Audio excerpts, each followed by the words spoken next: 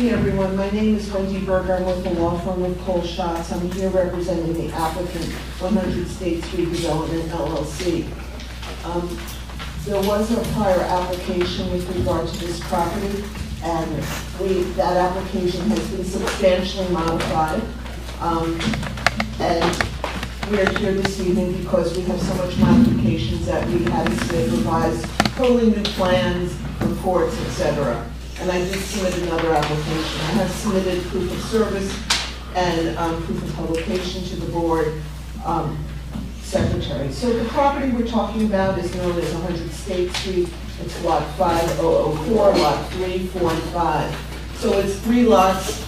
As a result of any approval granted pursuant to this application, will be a merger of those 3 lots. And we'll have to file a deed or a map of merger, or your tax office might just do it automatically, but the lots will be merged as part of this application.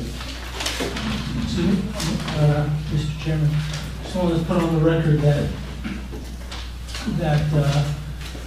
Ms. Berger and I have, over the years, have had many zoning planning applications together for non-employment.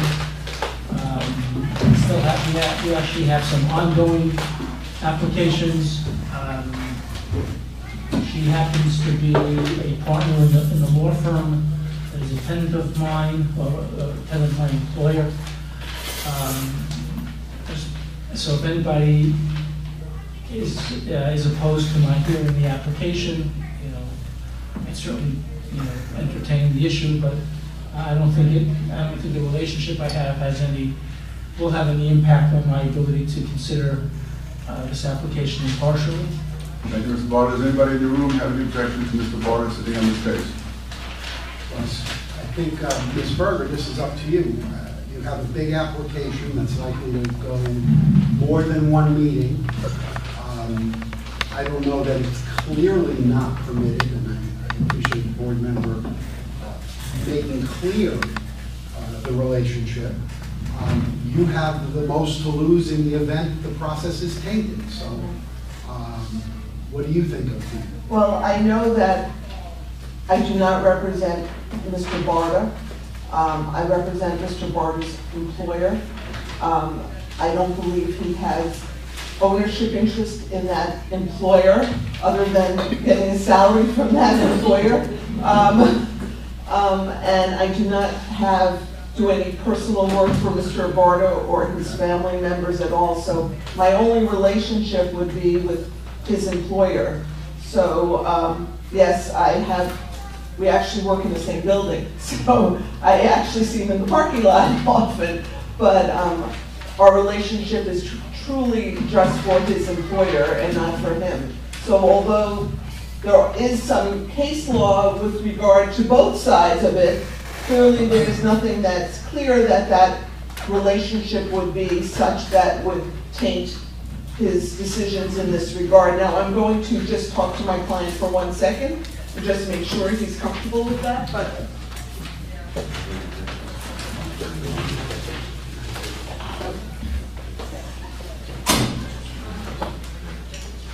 my client has no objection to continuing.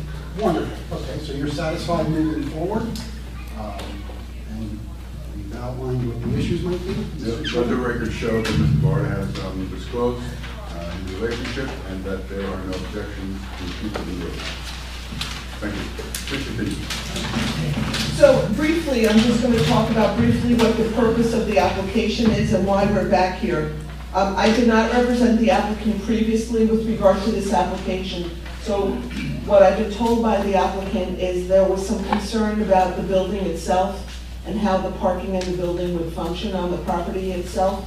So in that regard, the client has changed its architect and has revised the building dramatically. It's a different building. It's taken into a lot of considerations, statements made by board members and others as to regarding the appearance of the building itself, and they have taken steps to change its appearance, the number of units, and so that's why we're here. Additionally, there's additional parking. So just let me give you some brief... Ms. Berger, I would just assume that there are also new members of the board.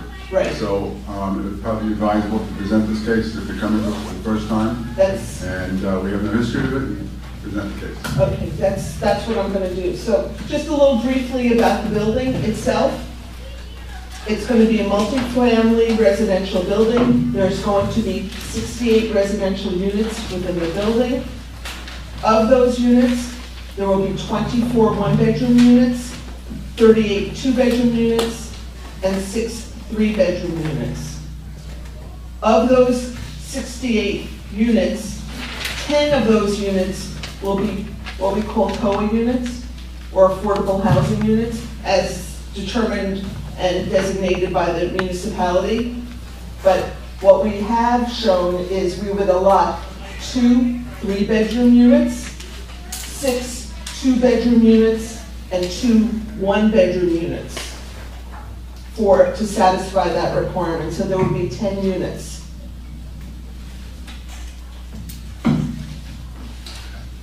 For the building, there will be 2 levels of parking, grade and below grade level parking. And at grade, the entrance to the building will have common areas, meaning lobby, mailroom, office, etc. The architect will explain that. And there'll be 4 levels of apartments. So it's grade level plus 4. Right, the grade level doesn't have apartments in it, it just has the common rooms, what I would call that. The architect will explain the size of all the rooms and what's being proposed in that regard. And also explain the architectural features, just some other statistics so that you have that in front of you when you do the application. There are requirements under what's called the Residential Site Improvement Statute? Statute? Okay, standard as to what the parking is. And it depends on the number of bedrooms in the unit. That determines the parking. And it's a state standard. It's not just that Teaneck invented it. It's a state standard. And based upon that state standard, there's 1.8 spaces required for each one bedroom, 2.0 for each two bedroom, 2.1 for each 3 bedroom. This includes parking for the units and parking for visitors. We have parking on site for 100 spaces, some of which are tandem spaces since we have 2 and 3 bedroom units. We'll talk about how those will be allotted. And for those of you who don't know, there's a property across the street called 89 State Street. It's block 5002, lot 23. There is an agreement in place with the municipality and the property owner to construct a parking lot for the municipality on that lot. That lot would contain 44 parking spaces. That's laid out today, presently designed. But those would not be all yours, that would be municipal parking. It would be for municipality. But, and I have had correspondence with the township attorney to confirm that this agreement can be amended and extended by the municipality. And they sent me an email, which I'd like to mark the agreement and the email as one. A1? Yeah. Yeah. Before you step up with that, let's just, on the RSIS, you advised us 1.8 spaces for 1 bedroom, 2 spaces for 2 bedroom, 2.1 for 3 bedroom. So what's your total, save me the math, what's your total? 132. Okay, so 132 spaces required, Mm-hmm. and you've got 100 plus? On-site, plus as provided, as permitted by RSIS, you can have other parking in off-site to count for the requirement. But we have 100%, 100 places that are being provided for the On-site. current plan. Yeah, on-site. And there'll be 44 spaces in the new lot that we're constructing directly across the street.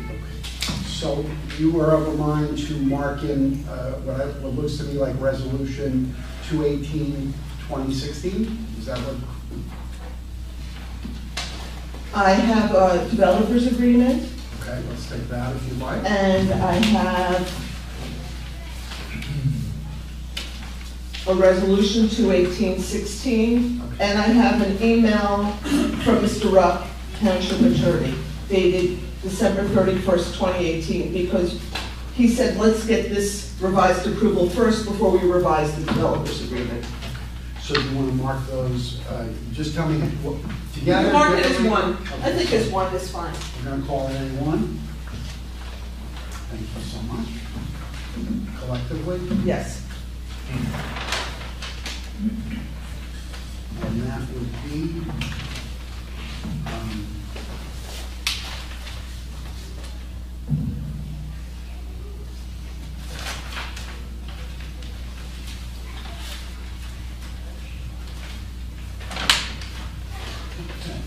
I'm going to hand those, are these my copies to keep this way? Oh, wonderful, thank you. I take care of it. There you go. Thank you. Okay, so that's A1.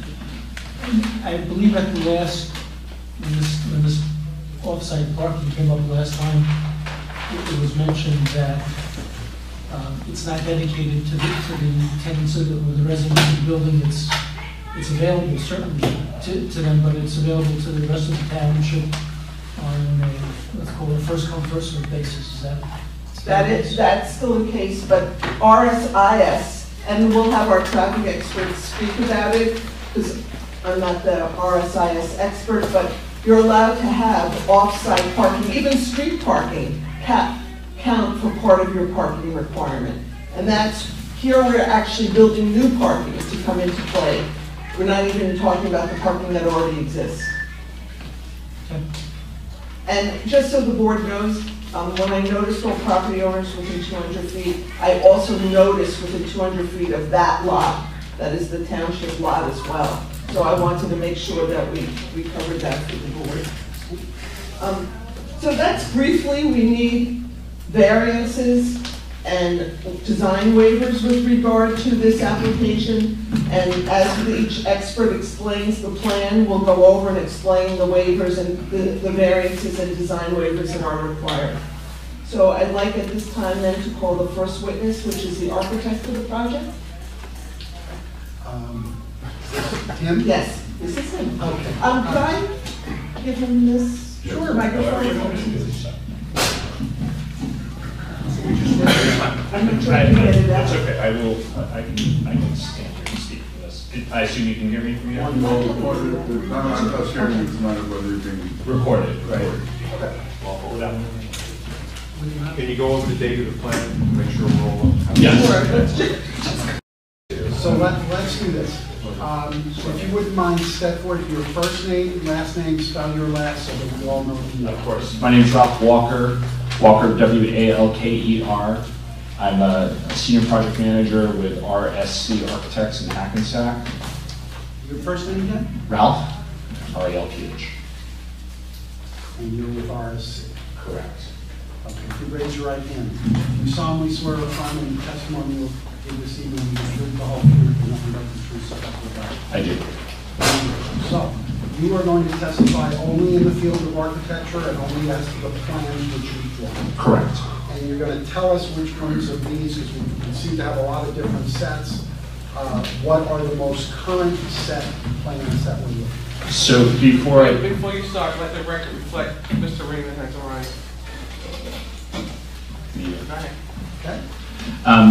Before I start also, is it please the board in terms of, do you need me to move these, or are you all able to see this?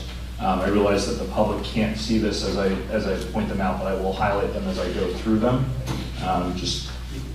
I'm not sure what the best position is in this room in terms of. You may want to rotate those. You want me to do that? somewhat, Sure. So members of the public who are interested, that please be on that side of the room.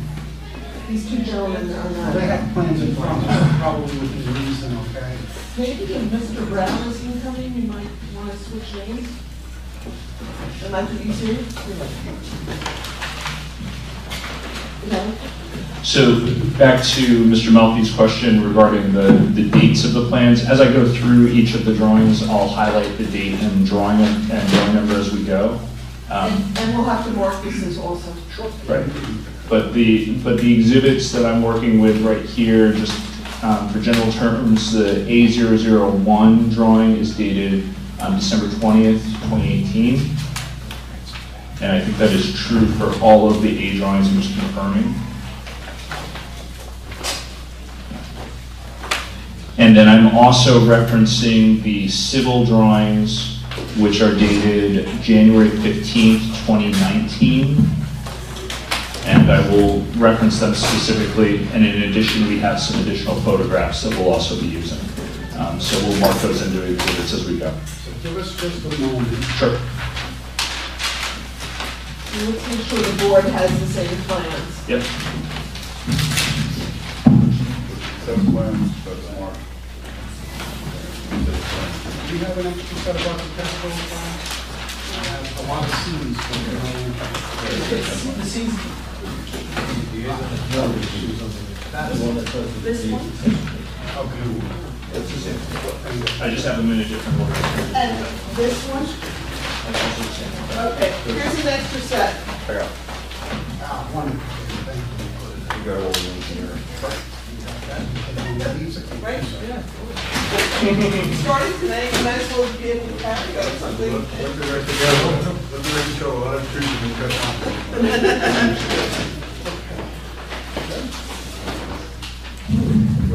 Okay. Okay, great. So we're gonna have to mark this because you're colored the plan. Understood. The marker. Yeah, top pocket. So I'm going to start in reference to drawing A001. This is a reference plan which I'll mark as exhibit, I guess, A2. We call that A2. With today's date. Yeah. So this is exhibit A2. Today is the 21st. Thank you.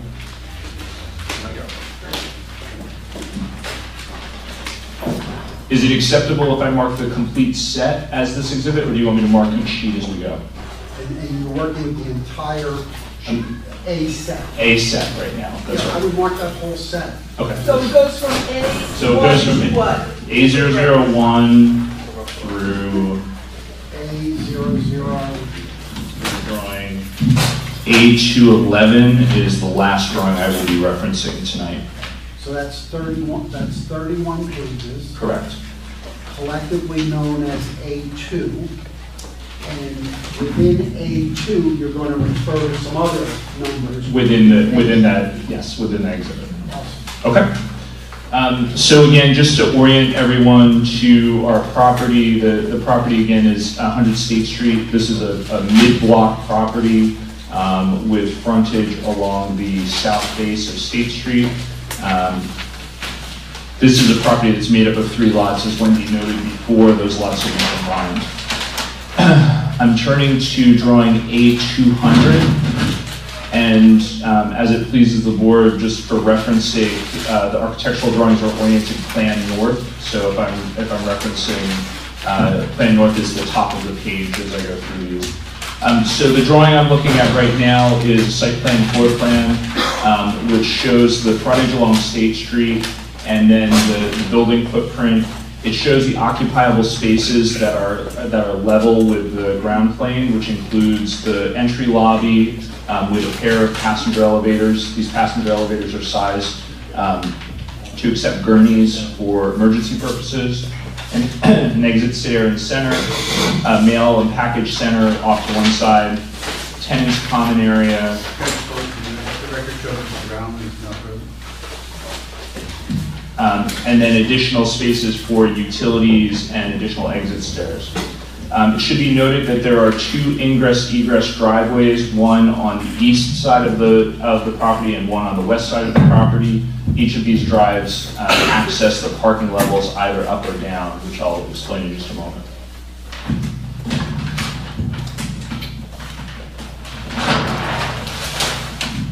Moving on to drawing A201. A201 is the lower level parking, also known as P1. This is a sunken level parking deck.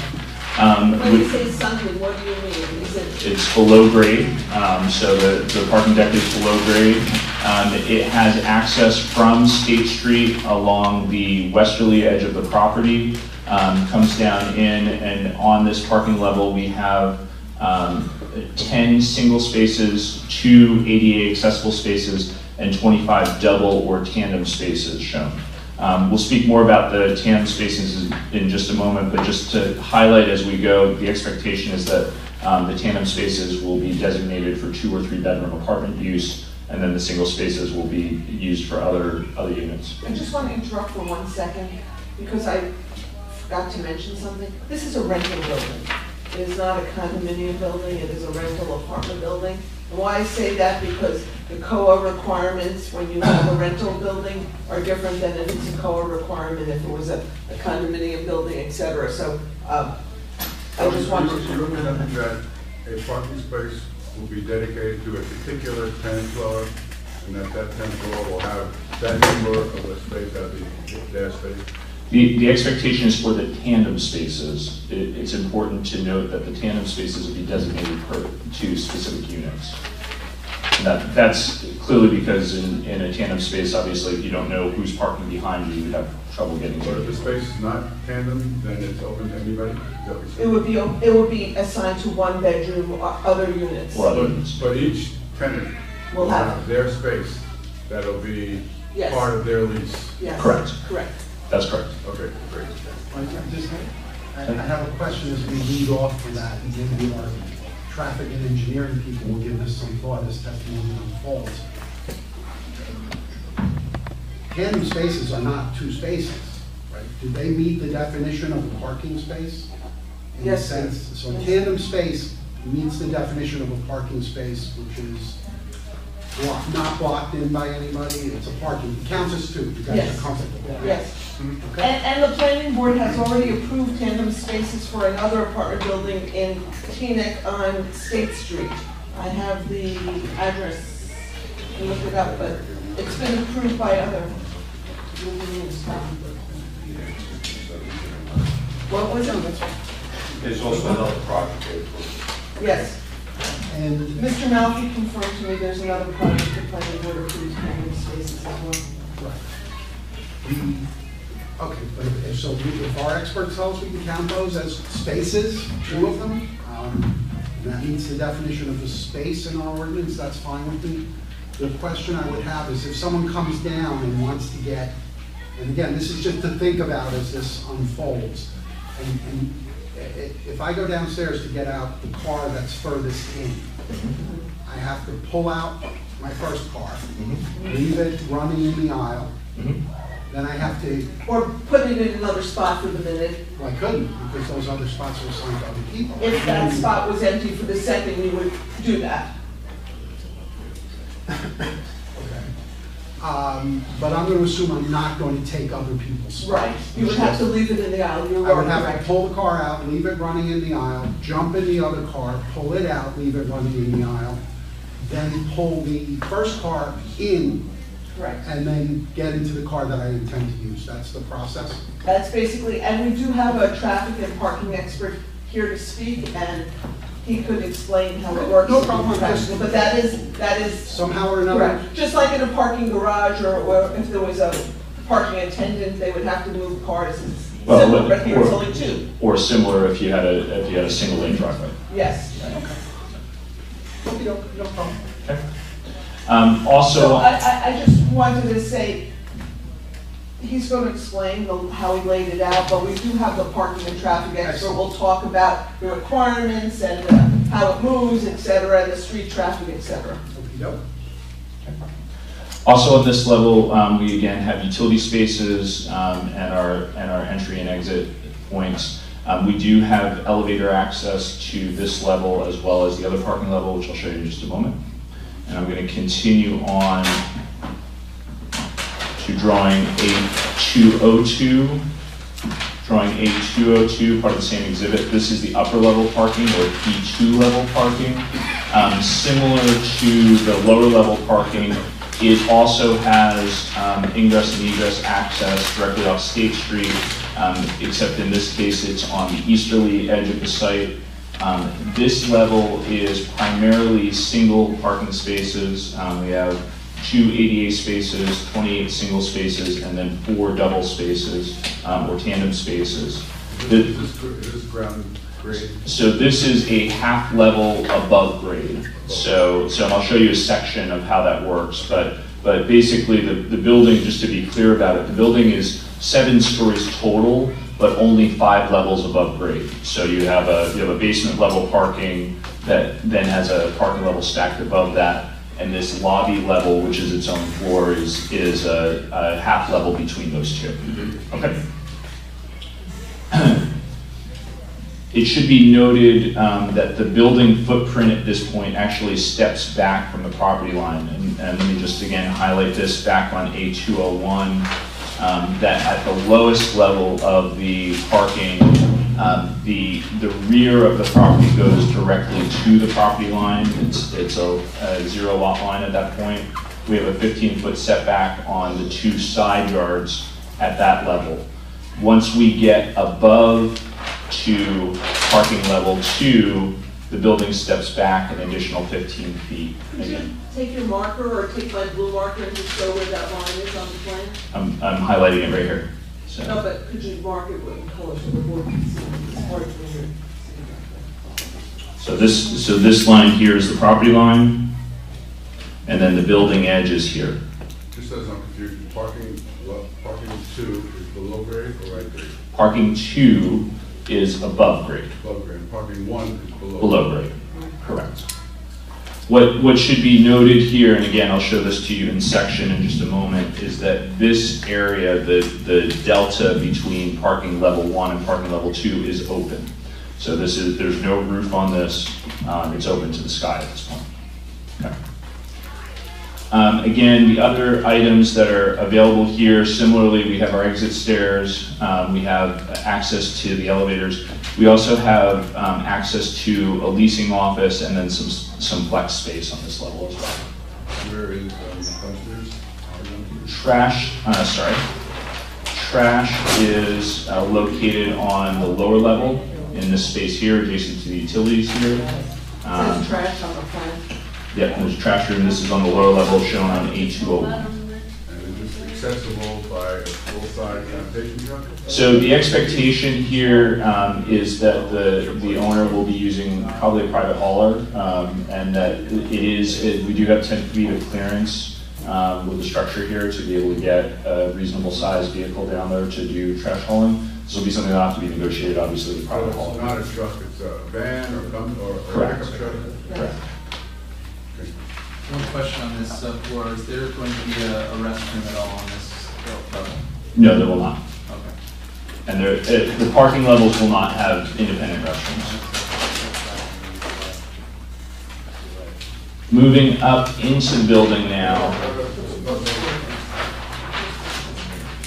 Could you describe, I don't have sound here, I hope you actually heard. Yes. Something wrong with your mic? We just switched mics, so it's, I don't know. Rich. Could you, still not. Which one? The middle. He said. Could you describe emergency access from an ambulance? Where that's happening? Sure. So. I don't want, if I'm jumping ahead of your presentation, please tell me you continue on your own, but I'm sure these questions will come up. Yeah, I'm happy to answer them as we go, and that's fine. But before you do that, is there a sprinkler system in the building? There is.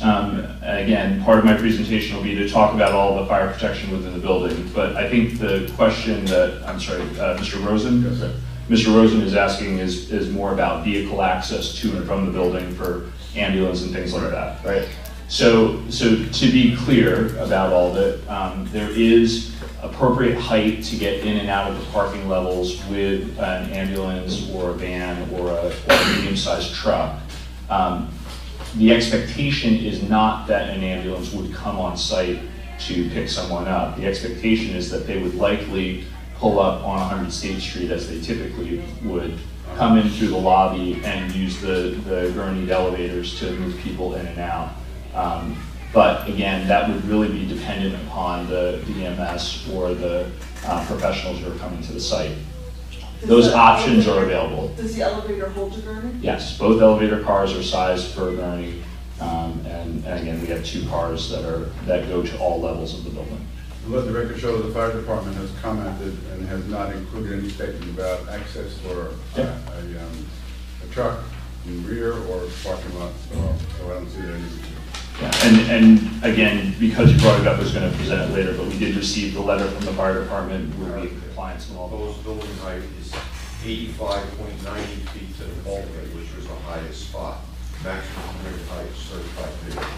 Right, and pursuant to ordinance number 3323, Right, it doesn't count the Four. top of the mechanical equipment. yeah, 4B, height does not include the mechanical equipment Right, but and the bulkhead. I wanted to give the board the three different options, so if somebody asks a question, we already have the answers.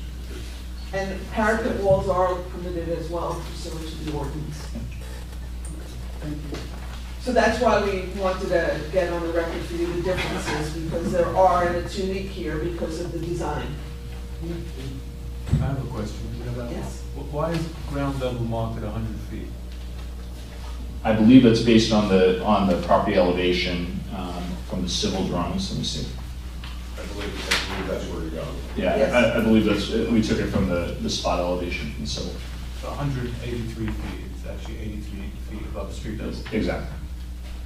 But the top of the roof is 171, Or 71 feet above street level. 71 feet. Well, actually, Have you completed your presentation? Do you need anything else? Um, Let's make sure we didn't miss anything. Well, we have certain requirements with regard to building setback, et cetera. Yeah. So could we go over those? Sure, I think I presented them previously, but I'll remind everyone, so to be clear.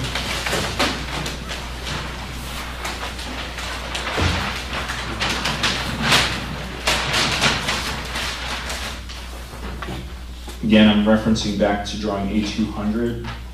A200, the two side yard setbacks, we're maintaining a 15-foot side yard setback both on the east side of the property and the west side of the property. The front yard setback for the building at its worst case is again shown on A200. What those? Yeah, no, you're telling us what they are, but I thought Ms. Berger was asking more for a sense of what variances are required, not just what you. So we're asking for a side yard variance. Yeah, I'll go over the I numbers. think perhaps you could get a. I'll have running the numbers list. with our engineer. Sure, okay. We'll read them, but I just wanted him to confirm them because it is the building. Okay. Go ahead. Let me just confirm, I think the one that may be the most confusing, just for confirmation purposes, on A200, the front yard setback that we're using is 10 feet. So that's to the worst case, which is the lobby element, which steps out the furthest on the building. The remainder of the building steps back, as I've described before. And then the rear yard is a zero lot line setback. So when the engineer testifies, I want this to be a record as to what part of the building is the issue, just like we talked about the garage, and then the engineer will explain the exact numbers for you. I do have site pictures that, for reference purposes, this would need to be marked.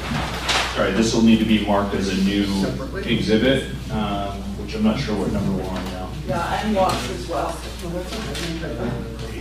We are, A10 was a piece of glass.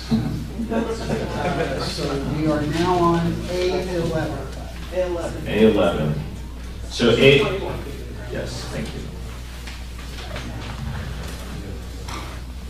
A11 is an aerial photograph showing the site and is surrounded by existing condition photographs of the existing properties from different views. So would you say what's in the top, please? I'll be happy to. So just to work my way around the exhibit, again, this is a Google Earth image on the center with the red outline outlining our property.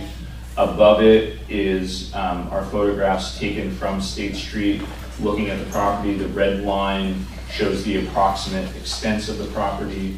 As I move clockwise around the site, these are photographs then that are taken of the adjacent property conditions, moving first along the edge of the property on the street frontage, then into the interior of the property, from behind the property, from the adjacent property owner, again, from behind the property, and from the now west side of the property on the last photograph. And the intent here is just to show the conditions overall. I'm sure most of you are probably familiar with the area, so.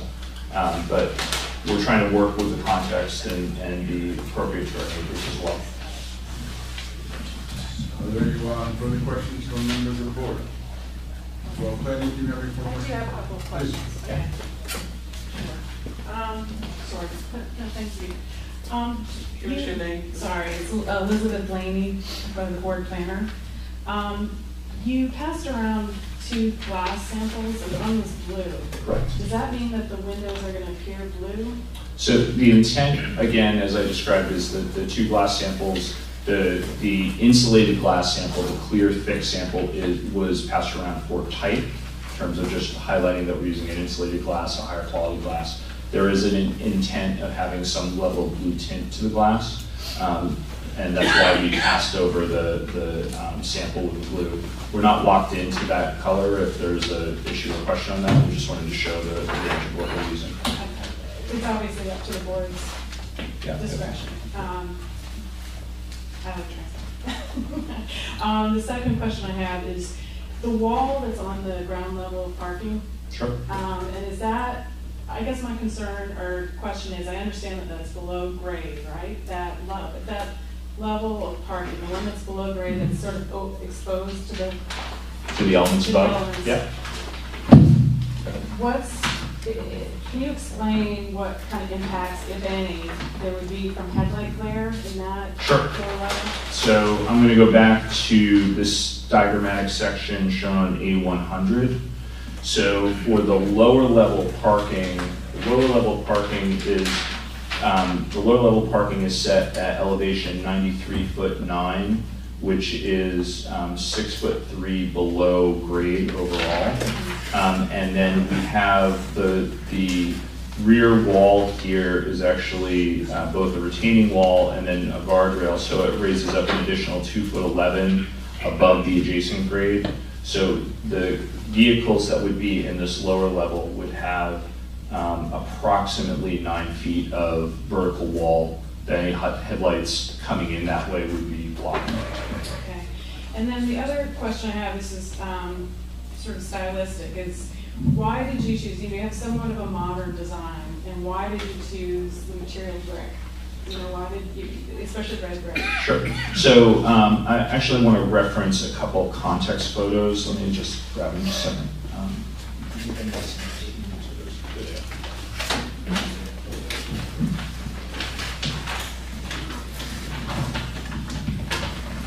So these will be new exhibits. Can I do them as a group or you want them as individuals? There's 3 of them. You can do A12, A, B, and C. Okay. And I will need, Ms. Berger, for you to provide me with at least one copy of A11, which is the photograph, the aerial photo. Of course. Because that didn't come in the package. Of course. And these as well. Yeah, of course. So the first photograph I'm going to reference, thank you, is, and I'll pass it around, is the existing office building. This is That's what's on the site now? This is currently what's on the site. This is a red brick building with a bronze metal framing, which was our starting point for some of the elements. But we also looked at the context in the area, and 2 of the other buildings that we found appropriate and contextual are the Pediatric Occupational Therapy Services at 1415 Queen Anne Road, which again I'll pass around. That does not have a red brick, but it has a wood element in the facade, which is a similar color. That's a brand new facade. It is.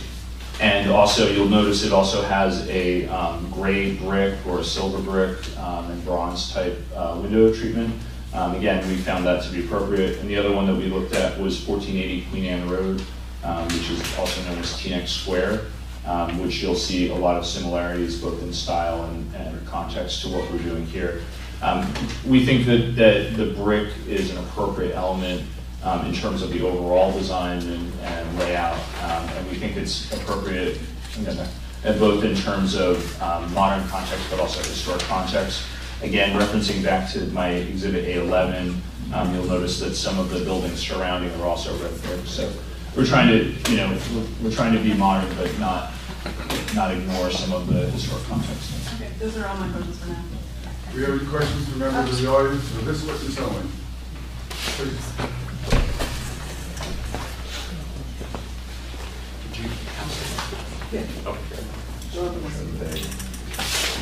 Go careful. All right. Chuck Powers, Teaneck. And I'm not sure, I heard nothing in your description of materials about the structures. Are those coming from the engineer, or when are we going to hear? That's a very big issue here in Teaneck. We're really quite concerned as a result of the Avalon questions, whether or not we're actually going to again have another wood structure. So we can hear more about that, or is that part of your? I'm happy to speak about it. So if you'd like me to talk about the structural context of the building, I'm happy to.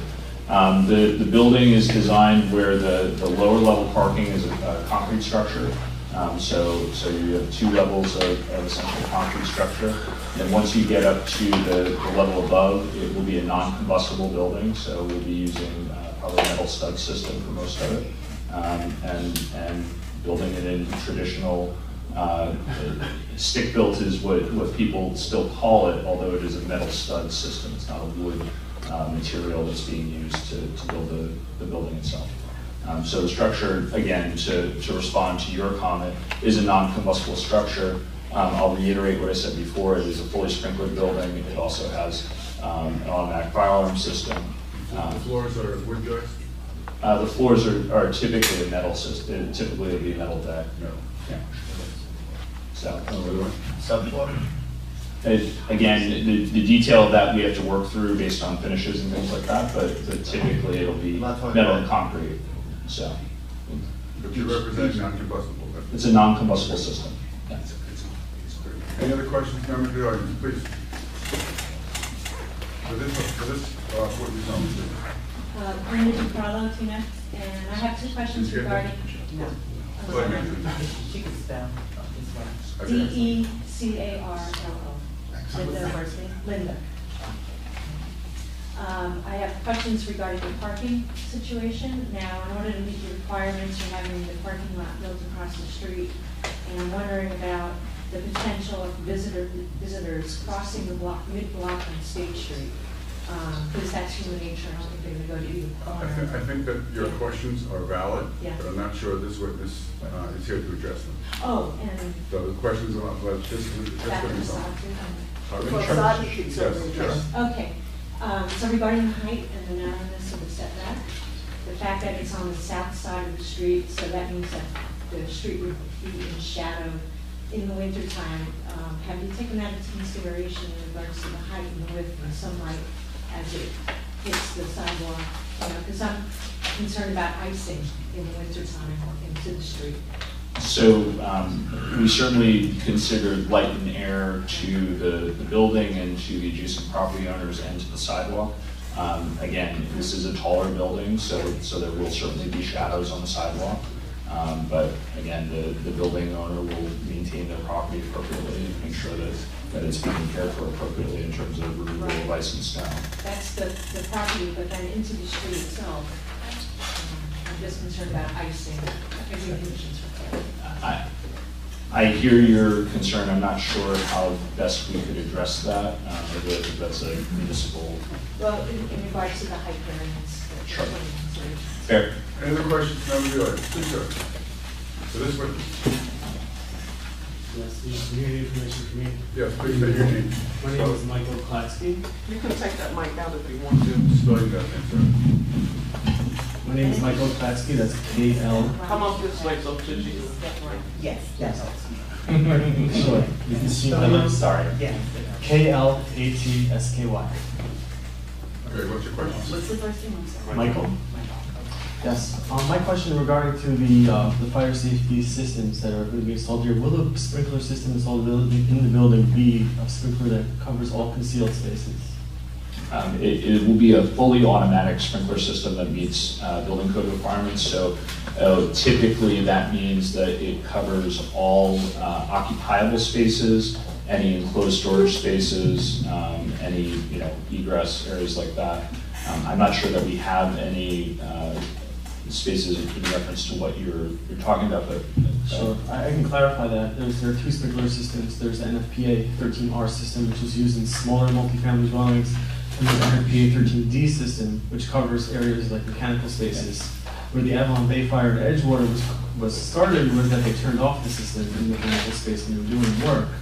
So in order to prevent that here, I think it's important to just ask the question, is it going to be a 13D system, and if you do maintenance, will you have a fire watch? So I can't speak to the maintenance piece because that's really an operational piece to the owner, but in terms of the type of system, I anticipate it will be a 13D system that is typical for this volume of building. Fire department report, you need that. Thanks. I have another question about facade. Sure. So I live very close to this building, about 150 feet away from the site for about 5 years. I recently purchased a house in another part of Teaneck.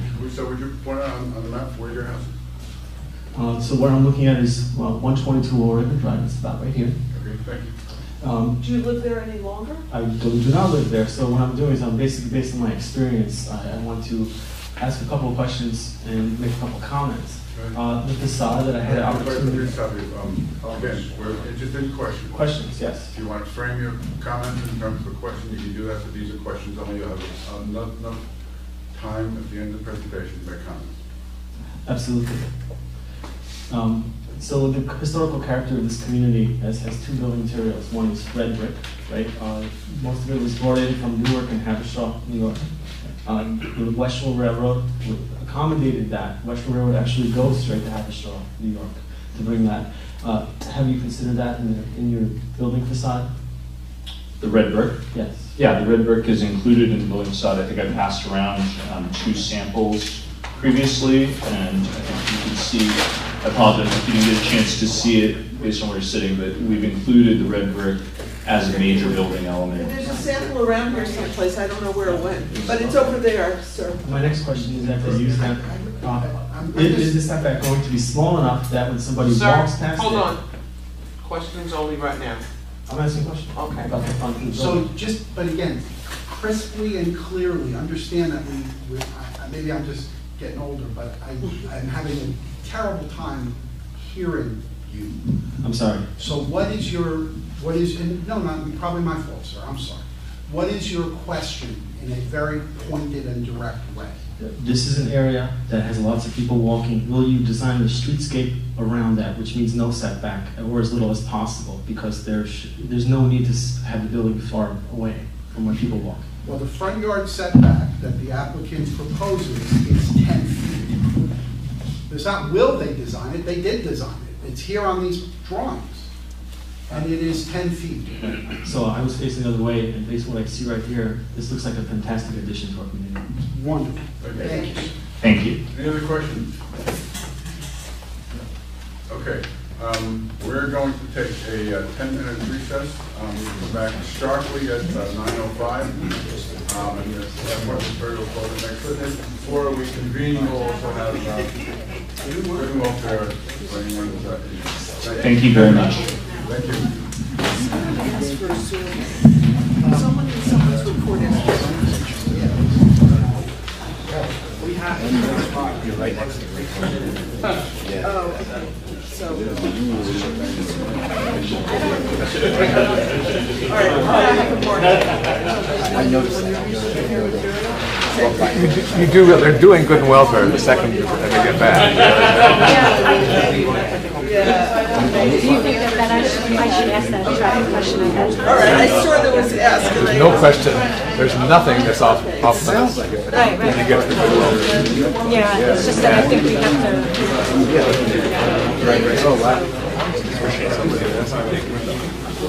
Which one? Yeah.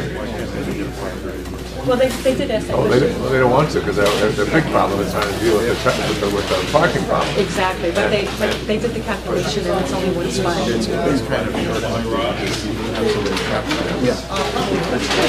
That's, they have to.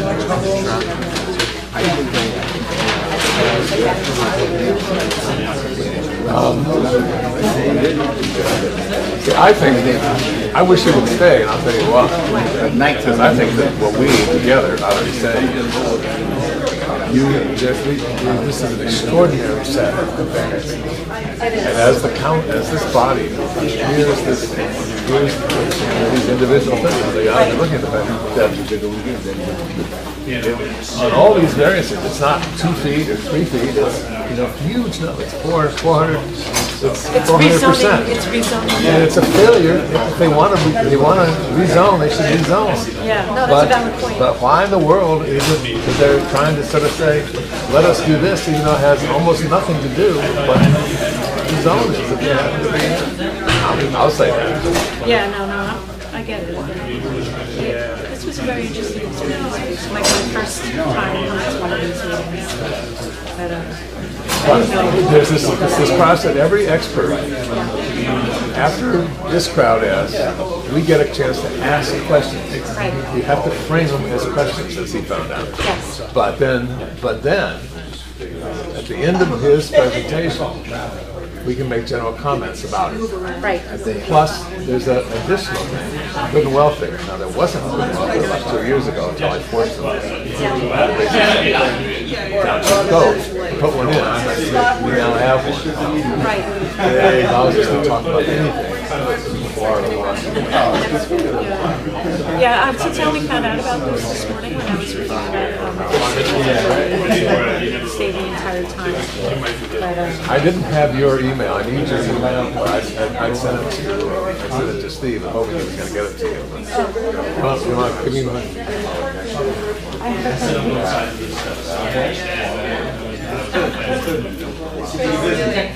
No, it's true, because you know Are you guys always together? well, he's my husband. This is Russell Burns.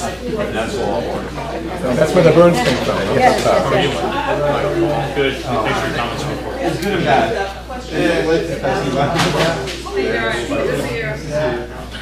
Well, very important press for that. Very important that Peter showed up. But in terms of the information that we got about the things that people care about. We'll see. And for the manager to go on with, oh, we're going to have rental bikes. Come on.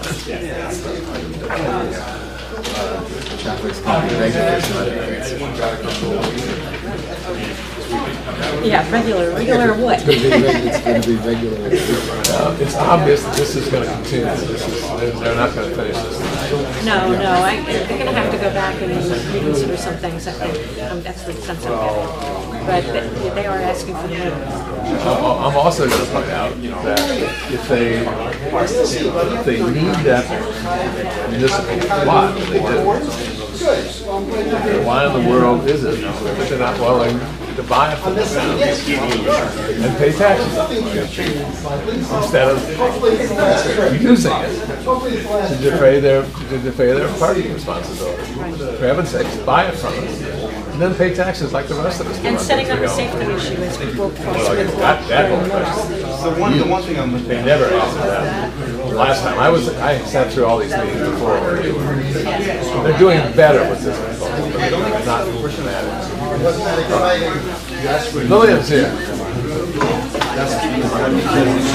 What? It's in your right away. They're not going to sign it. You want another one? Which one did you go to? You were going to the Black District.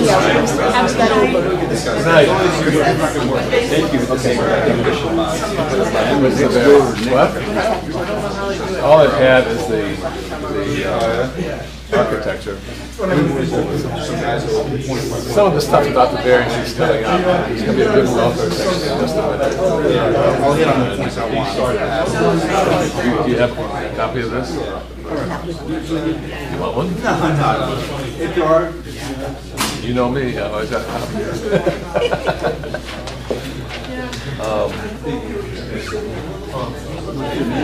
Hey, Chuck Powers. You live nearby?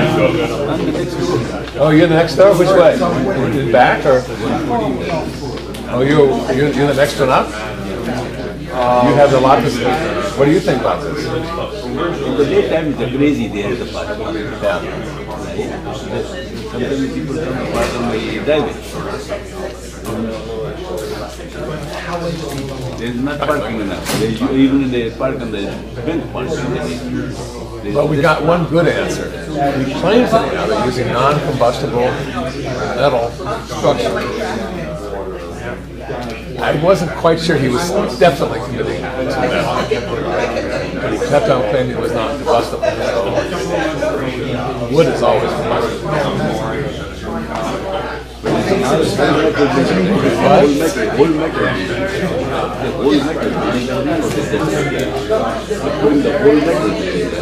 Well, they said they were using a metal structure, and I said, they're now allowed to build wood structures up to 75 stories. and that's why Loretta's having this meeting next week. Are you aware of that? There's a meeting here in Rhode. I don't know where, probably down here, because we can't use that for you know that. And that meeting is about legislation to start tougher restrictions on wood buildings.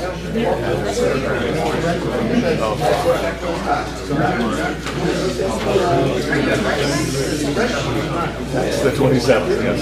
You're a planner? Really? It's a full-time job. Is it? That's going to be in Rhode too, though, right? You're the planner for Riverside? You can probably go back and forth. No, I don't know. I don't know. Right now, it's just crazy. I mean, it's I really thought that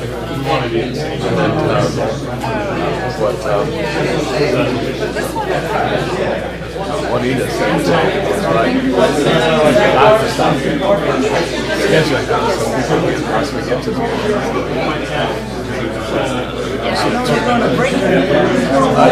I know they want to break it. They're supposed to start here in 2 minutes. Oh. Okay. Well, you should stay and say something.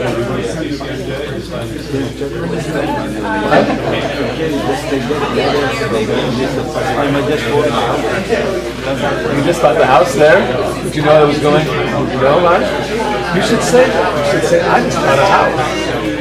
And I did, you know. I thought the zone would actually mean something. It turns out the zone doesn't mean anything. You should say that. Is it 4 condo? The next building is 4 condo. I bought 4 condo. It depends on how far we get.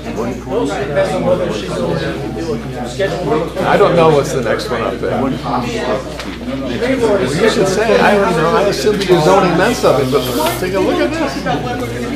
You should say that.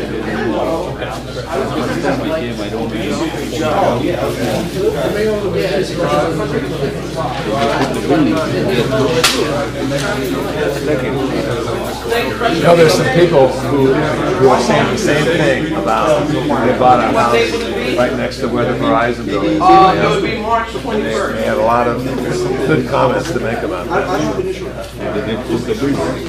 But, you know, suddenly there's this, you know, they thought they were buying a wonderful sort of suburban street.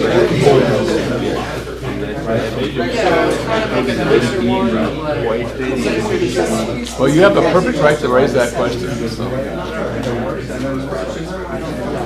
So the 21st. Well,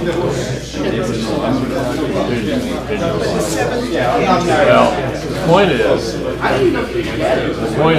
that this particular body is unbelievably free to say, forget all the rules, we're going to allow the variances. And this particular group of people were chosen so they would say that. Yes. Well, you should say, I just found out about it. My next door neighbor. Yeah. Well, I think you should say that.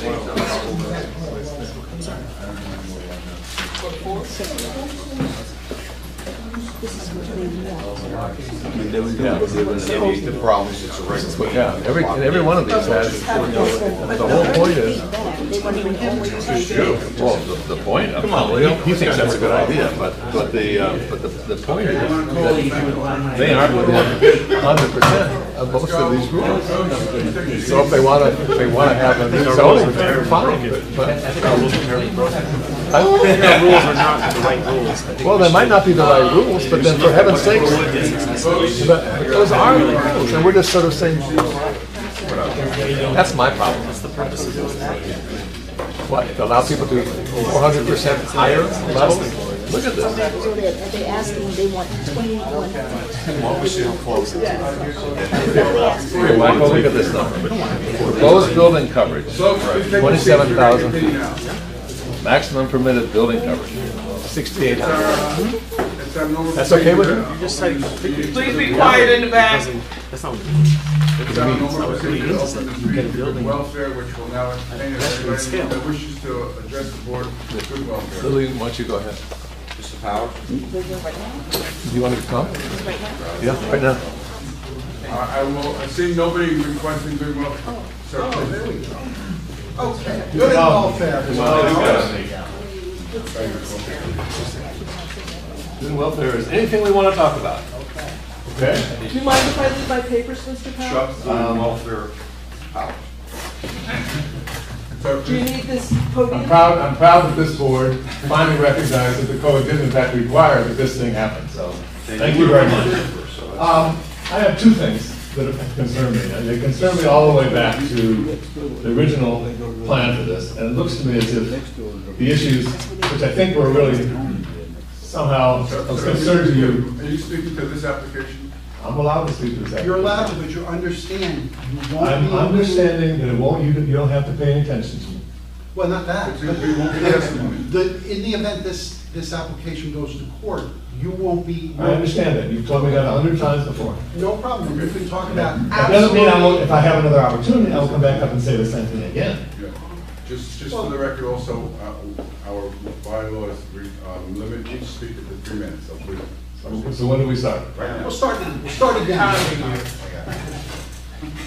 You were very concerned about a 44 parking space property across the street that is currently municipally owned and would be municipally owned if you allow this developer to actually pave and stripe it.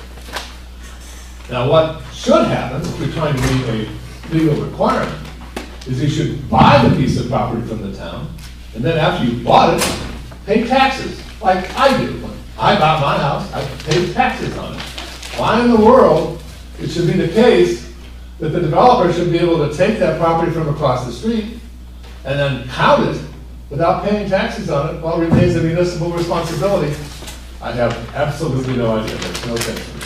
Second thing is, I hope that you folks have paid a lot of attention to what I consider to be, I'm going to be talking about this a lot, but those are the page and a half of easements. Some of them are 400% higher than what is allowed in this zoning area. Most of them are radically larger. They aren't close. If they want to build this building, they should put it where, in fact, it's allowed. Or they should go seek a zoning change.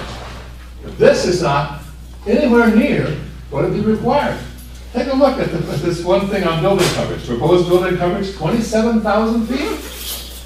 Maximum permitted building coverage, 6,800. How many times do you have to multiply 6,800 to get to 27,000? This isn't close, folks. I hope you'll distribute that. It is, in fact, part of what the building department has provided to you. It's, in my judgment, the most important piece of paper that you'll get from this entire hearing. Thank you. Just let the record show that Dr. Callis has dropped off a pile of variances. Looks like on this application dated 12/5. If anybody wishes to see them, they'll be up here. I'll make sure you have enough. Thank you, sir. Anybody else that wish to make a statement under good vote again? Yes. Sorry, again, you're addressing this application? Just in general items. Okay, go ahead. Okay, so I just want to, my name is Michael Klatsky. I want to talk about the 2007 master plan and 2011. We had fast? So fast that nobody understood I know there's a anything time you limit. just said. Okay. Did not hear a single word you said. Okay, so I want to talk about the 2007 master plan and the 2011 re-examination of the master plan and what it meant for this neighborhood, which is the Plaza, the neighborhood that we're standing in right now. This neighborhood is a special neighborhood to me. I call it Bergen County Census Tract 542. This neighborhood, 48% of us take the bus to work. 40% of us have one car or less. What that means is that every single application that comes before you, our entire business district is required way too much parking. When you require the applicants to have too much parking, you encourage them to buy a car because they now have a guaranteed parking spot. You have a guaranteed parking spot, you now consider, hey, I can get a job in New Jersey now because now I can have 2 cars and not search around the block for a spot. There's real consequences to providing too much parking. I request that when you look at all the applications, not this, I'm not talking about this application today, but any application in the plaza, consider that. I agree that parking is difficult sometimes, but going from 0.25 parking spots per apartment to 2 is a tremendous leap. With that said, there's many applications before you that seek lots of variances because the 2007 plan written by our planner in town mentioned that 5-story buildings that stimulate an environment similar to what we see now in Englewood will require different zoning designations. We never actually did that. We did a half job. Basically, we said that we like to see big buildings and a pedestrian environment, but we said you can't have that because we need side yards, front yards, backyards, and everything else. Slow down, please. Everything else that precludes the development of such development. It's okay. Okay. So with that in mind, just please take that with you tonight. Thank you. Thank you. Anybody else wish to make a statement? Student welfare. Let me remind you, ma'am, you're speaking in general, you're not speaking to this application. If you want to speak to this application, there's an appropriate time, but not to, let me say that differently. If you're going to speak to this application, what you're going to say is not going to be taken down as evidence, and that we're not swearing you in. So you're allowed to speak on anything you want, including this application, but it will not be evidence. Go ahead, please. May I ask a question first? When can we speak on this? Yeah. There'll be an appropriate time. You can either, the members of the public are encouraged to ask questions of each witness as they appear. If you want to make a statement that comes at the end of the application, once both parties have presented their case, in this case is only the applicant, there are no objectors. So when the attorney for the applicant has completed our presentation, that is the appropriate time for you to make any statement you wish to. My name's Lillian Lewis. I was at another meeting, and my husband's in the car. He had a stroke, and you have to get him home, so I can't stay here much longer. I could speak and I could go, so I will speak on this, whether you write it down or not. At least your ears will hear it. Lillian, but anyway, I'll slow down. Lillian Lewis. First of all, I wasn't even aware that this building was coming up on 100 State Street until I was informed pretty late about it. So I'm against it, first of all, completely, because we have a large one coming up on Teaneck Road. It's going to really overcrowd this entire northeast, in which area I do live. And now I'm going to speak on one particular thing on this sheet, where you're asking for a proposed front setback building property line to be 9.9 feet, when you're supposed to have it pushed back 30 feet, and you're asking to be all the way up just 9 feet, 9.9 feet from the property line. I'm also on the age-friendly, and we're trying to make this more of a pedestrian-friendly town, and by you putting this up so close, it's taking away so much space, when you should have a courtyard for this property that's coming up, for people to have a courtyard, to be able to sit and different things like that. So I'm opposed to that particular variance you're trying to get. I'm opposed to the entire construction period. Thank you. Thank you. Anybody else wish to speak? This, again, we remind you it's good and welfare. If you wish to speak to this application, we will not consider it as evidence. Good evening. My name is Azam Khan. Spell it. My name is Azam, A-Z-A-M. The last name is K-H-A-M. I just find out regarding this building. The last year, June, I bought the next door apartment, condo apartment for me. And all of a sudden there is a building coming, I don't know. Even in the daytime, I don't see the parking there. The people coming from outside or even they even park at the bank parking. So all of a sudden they are next door. What you're saying is very important and very valid. Again, this is not the appropriate time to make a statement. We can take it as a record for this application as evidence. And I will encourage you, I will ask you to please hold your comments at the end of the application when it's made, so we can consider what you're saying and have a conversation about what you're saying. Right now, you just make a statement that's not going to be on the record for this application. Mr. Chairman, I think for the members here who don't have the benefit of the history of good and welfare, maybe, I think that's what's confusing people. I don't know if you want to explain. Yes, so good and welfare is a portion of the meeting that's very unique to Teaneck. Not many boards at all do it. We open the meeting to comments of anything you want to say. But again, I can remind you that your testimony was, in effect, what you're doing is giving testimony about this application. There is a proper time to do that, because what you're saying now is not good. You haven't been sworn in, and there's no opportunity for us to have a conversation, question you about what you're saying. What you're saying is very important. Good and welfare is not that part of the meeting which addresses this application. So I will encourage you, it's your dime, you can say whatever you want. But if what you want to say is relative, that the board needs to hear it, I will ask you again to please hold off for the next meeting. Next meeting, right? We will tell you when the next meeting will be held, yes. Okay. Not during good and welfare, but during the application. When someone orders a transcript of the application, good and welfare is not going to be on there. Okay. So all the interesting things you're going to tell us are going to be lost. Okay. It'd be better if you do it during the application part of the meeting when it's open to the public. So she gets it all down and it gets combined with the application. Okay, I'll wait for it. Thank you. Sounds like you're a close neighbor. I'm next door. I'm next door. That's why we want to hear you. Thank you, sir. Anybody else? Seeing none, we will now ask Mr. Berger to continue the application. I wanted to digress for one moment and tell you that I happen to have also represented the property owner behind this property, which is 113-131 Ayers Court. It's known as Marble. Please, hold on. Not you, Wendy. But you can't talk and the stenographer to pick it up.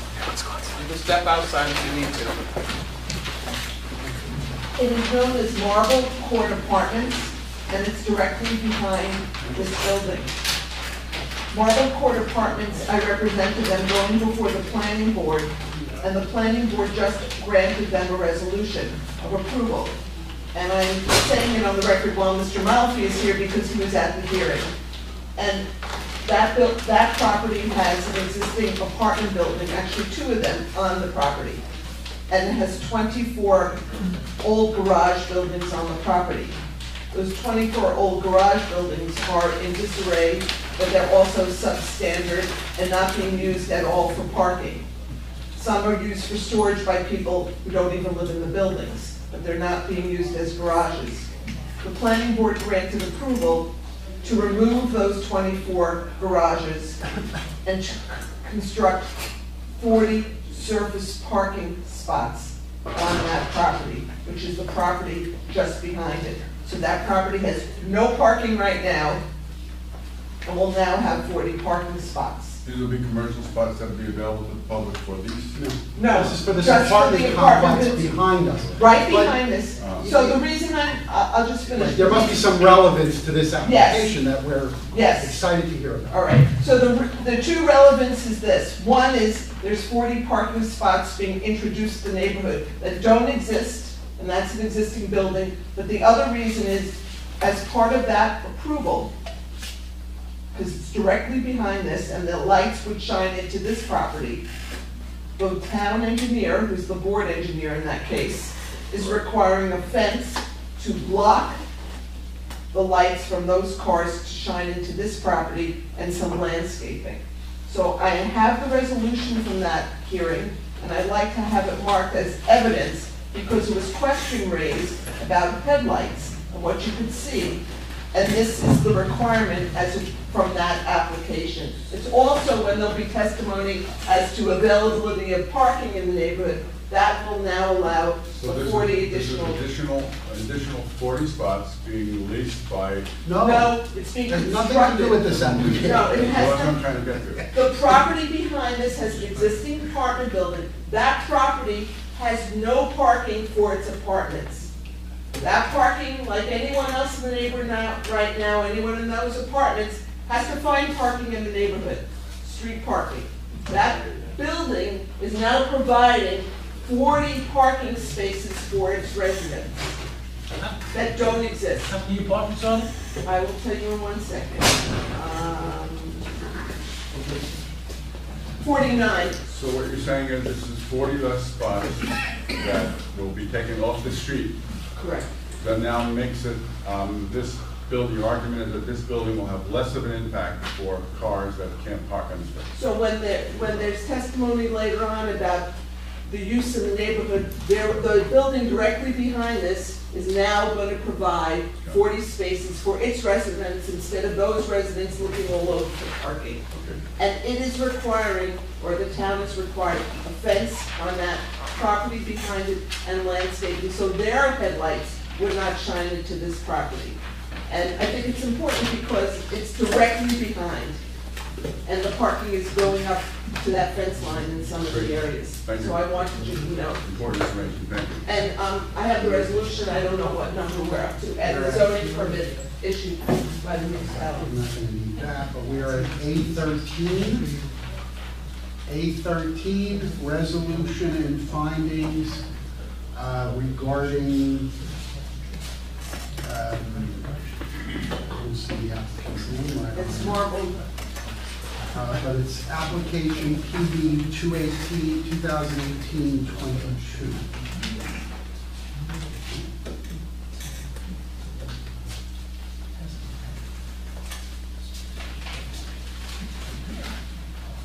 Okay, please. Yeah.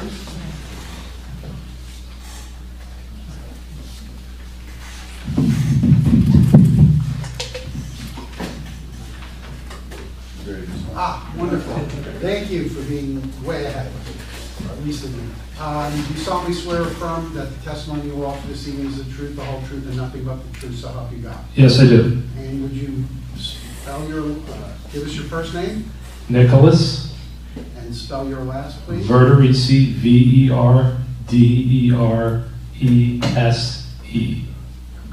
And you're a licensed professional engineer in the state of New Jersey? Yes, I am. How long have you been sole licensed? Since 1995. And since 1995, have you appeared before a couple planning boards or zoning boards in the area? Yeah, I've appeared before this one a number of times So also. you've appeared here and you've determined that you were an expert in the field of engineering? Yeah, traffic engineering. And you haven't had it, you're licensed as you stand here today? License is current, yes. Wonderful. So I could, you're an expert in the field of traffic engineering is what you're presented for? Yes, thank you. Wonderful, thank you. You've had an opportunity to review the architectural and engineering plans for this project? Yes, I have. And have you had an opportunity to go to the site? Yes. And you're familiar now with the site and its neighborhood and the traffic patterns? Yes, I am. I've been involved in a number of applications in the immediate area.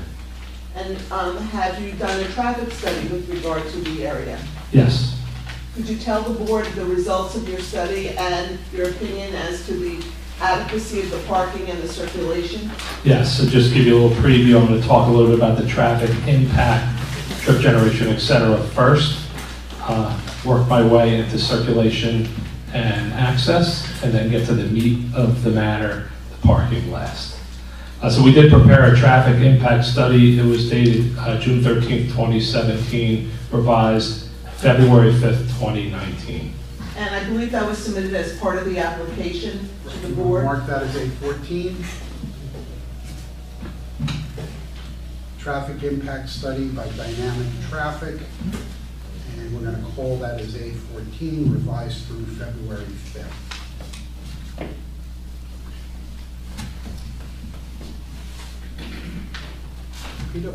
Okay. So just to take you through the study, we had a series of traffic counts. We had some counts back in September 2015 that were done during typical commuter peak hours, morning hours, evening hours on a weekday, as well as new counts done along the property frontage January 22nd of this year, same time period, 7 to 9 a.m., 4 to 6 p.m. Interestingly, the 2015 counts were higher in this stretch of State Street, so we utilized those higher counts in our analysis and then grew them out 5 years out to 2020 when we anticipate this building to be operational. Those counts showed moderate traffic volumes on State Street. Then what we did was look at the projected traffic volume. So mid-rise is a 7-story residential building in a typical suburban. It's a little more on the urban side of suburban in this immediate area, but we utilized Institute of Transportation Engineers data, which is published data that is used throughout the United States. That data identified trip generation during the morning hours. So the 68 residential units would generate 23 peak hour trips in the morning. So essentially 6 entering trips, 17 exiting trips during that highest morning hour. In the evening peak hour, you'll have a little higher inbound because people will be coming home from work. We project 19 inbound trips, 12 outbound for a total of 31. So you're looking at about a trip every 2 minutes on average, 2 to 3 minutes on average for the site during the peak hours. Obviously during the off-peak hours, you're going to look at lower trip generation. Then what we do is we take all those volumes, we look at the existing volumes, proposed volumes, the geometry of our driveways, and we did some analysis of the 2 driveways. We identified good levels of service. I'm sure you've heard testimony from other traffic engineers of what level of service is. It's a rating scale from A to F. It has a seconds of delay per vehicle and how long it takes to enter or exit a driveway. And we have good levels of service. Worst level of service we have is a C level of service on any of the driveways. Page 4 of your report, which provides for AM peak hours and PM peak hours. I know if you don't have exhibits, that's okay, but I don't know that everyone here is actually hearing facts or just words. So if the board members are attempting to fully understand what the witnesses say, page 4 of the dynamic traffic engineering study, the top of page 4 includes the proposed 68 mid-rise apartment unit table with AM peak hours, PM peak hours, and you present your case any way you want, but if you're just going to go real fast and just say a whole lot of numbers and stuff, I don't know. I just looked at 4 people who absolutely were not understanding anything. We'll go slower. Yeah. Or is there a chart or a table? The only reason I was going quick is because I was really the summary of the crux of the trip generation is that I don't know that the numbers mean much to anyone other than 1 trip every 2 to 3 minutes. That might help you to understand kind of the impact and how much it would be. But the table that your attorney is referring to, table 3 at the top, does give you those numbers, the inbound and outbound during the peak hours. The top of page 4. Does everyone have the report, or? Yeah. Okay. And the township's traffic expert has been given that report as well. Yes, and he has reviewed it. So utilizing those numbers that are on the top of the page and those existing traffic counts we then do analysis of that volume and its impact to the driveway, essentially showing that it will operate at very good levels of service, C or better at the driveway.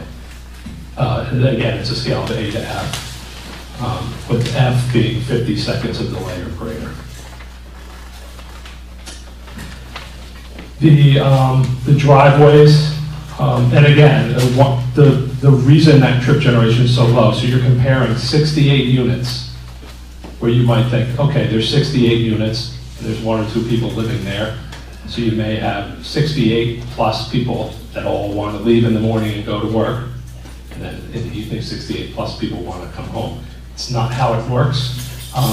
especially for mid-rise residential developments, you don't get a mass exodus in the morning and a mass exodus of people in the evening, because there are generally less people per unit living in the facility. They own less cars typically in apartment units versus rental apartment units versus first sale residential units, ownership occupied residential units. So that all goes along to when we're going to get to the crux of our discussion tonight, is the parking, is that generally you don't have as much activity and there's not as much need and demand for vehicle ownership in these types of buildings, specifically in this location here in Teaneck, that has a lot of opportunities for mass transit usage, a lot of opportunities for walking trips. There's a downtown area nearby. There's opportunities to work in the nearby area, so people aren't reliant specifically on the automobile here. So what we see for this type of development is lower trip generation, lower vehicle occupancy. So impacts from projects like this, multifamily residential developments, are not as high as owner-occupied single-family residential units, which I'm assuming, probably, not that I'm going to poll the board, but it's likely that most of the people sitting here on the board today are in owner-occupied units, so they may own 1 and 2 and maybe 3 cars, but rental units generally are lower.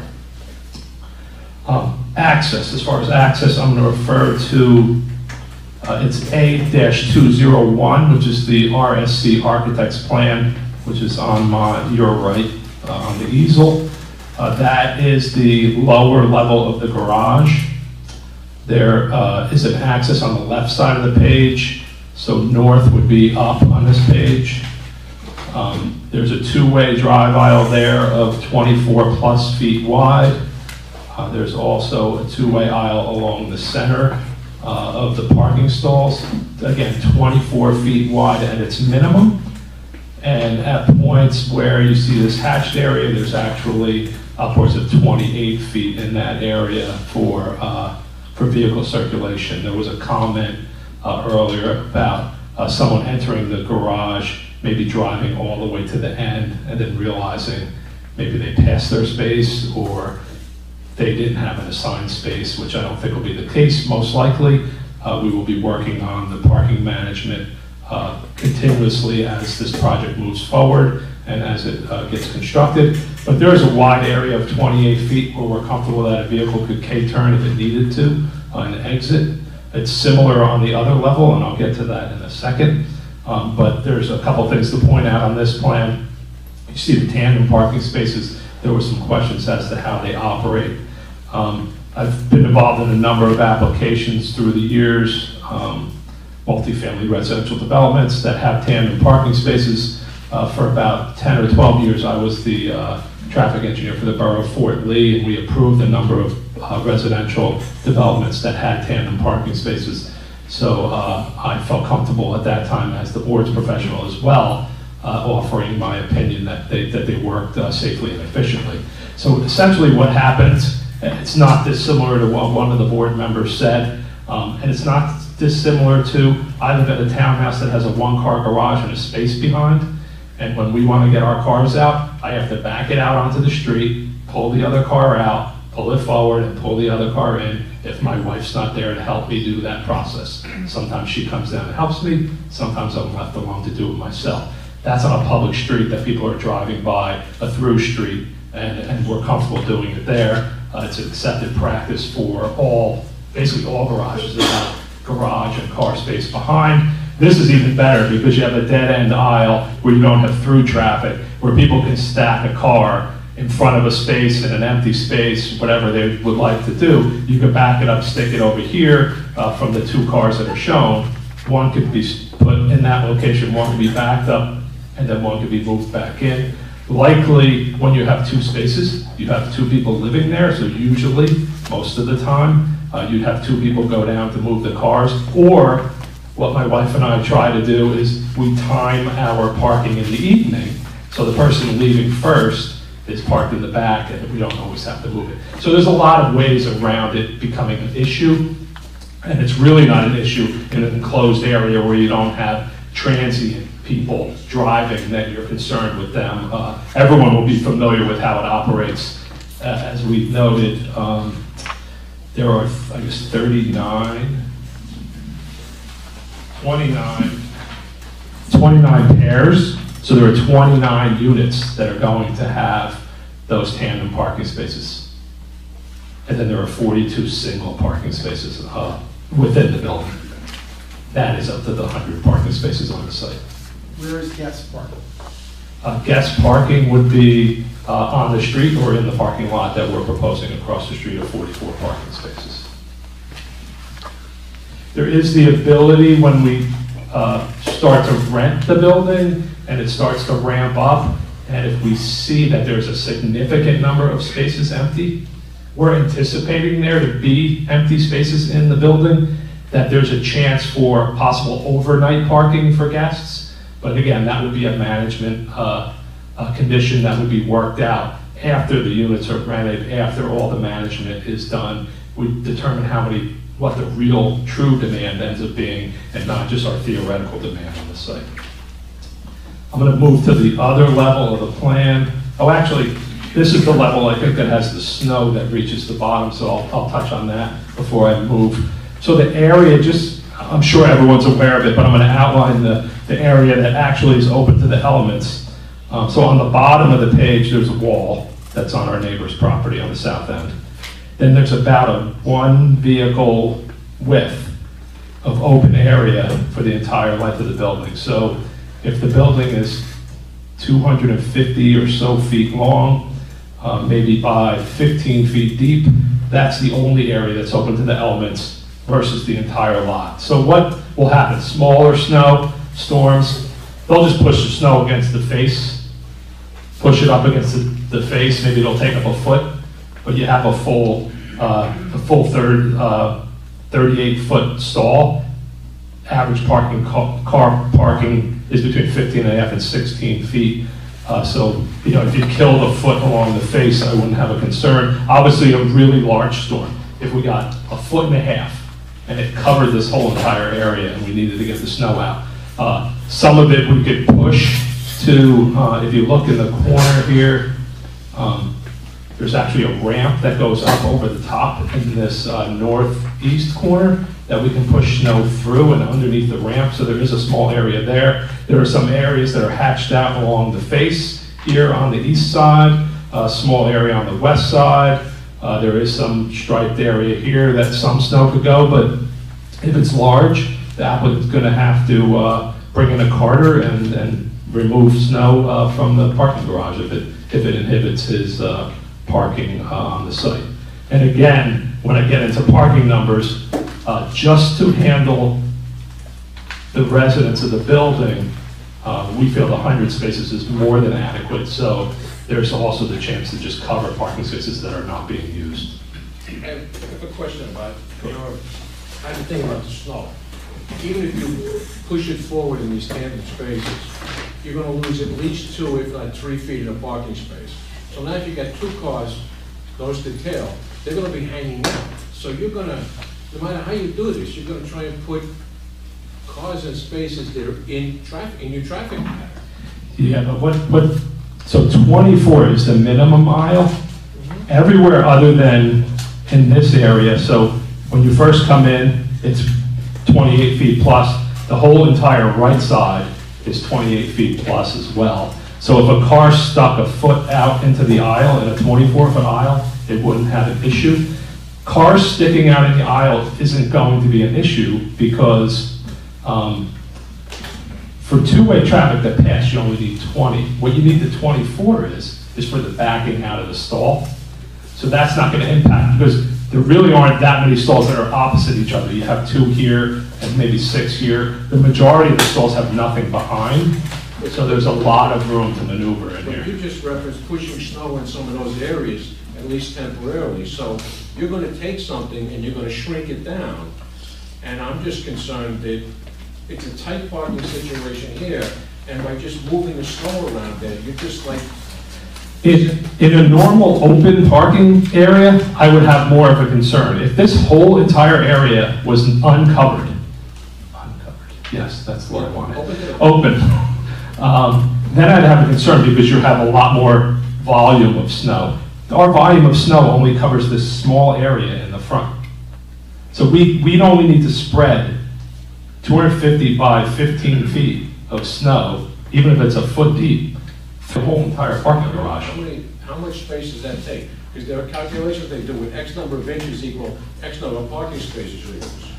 I don't have a calculation, but I know we're coming back again, so maybe we can give you a calculation at the next meeting. I'm just saying, this is a tight parking thing anyway, and we're going to have people who are going to be making K-turns in that area, and if you take any space away, I think it's a recipe for disaster.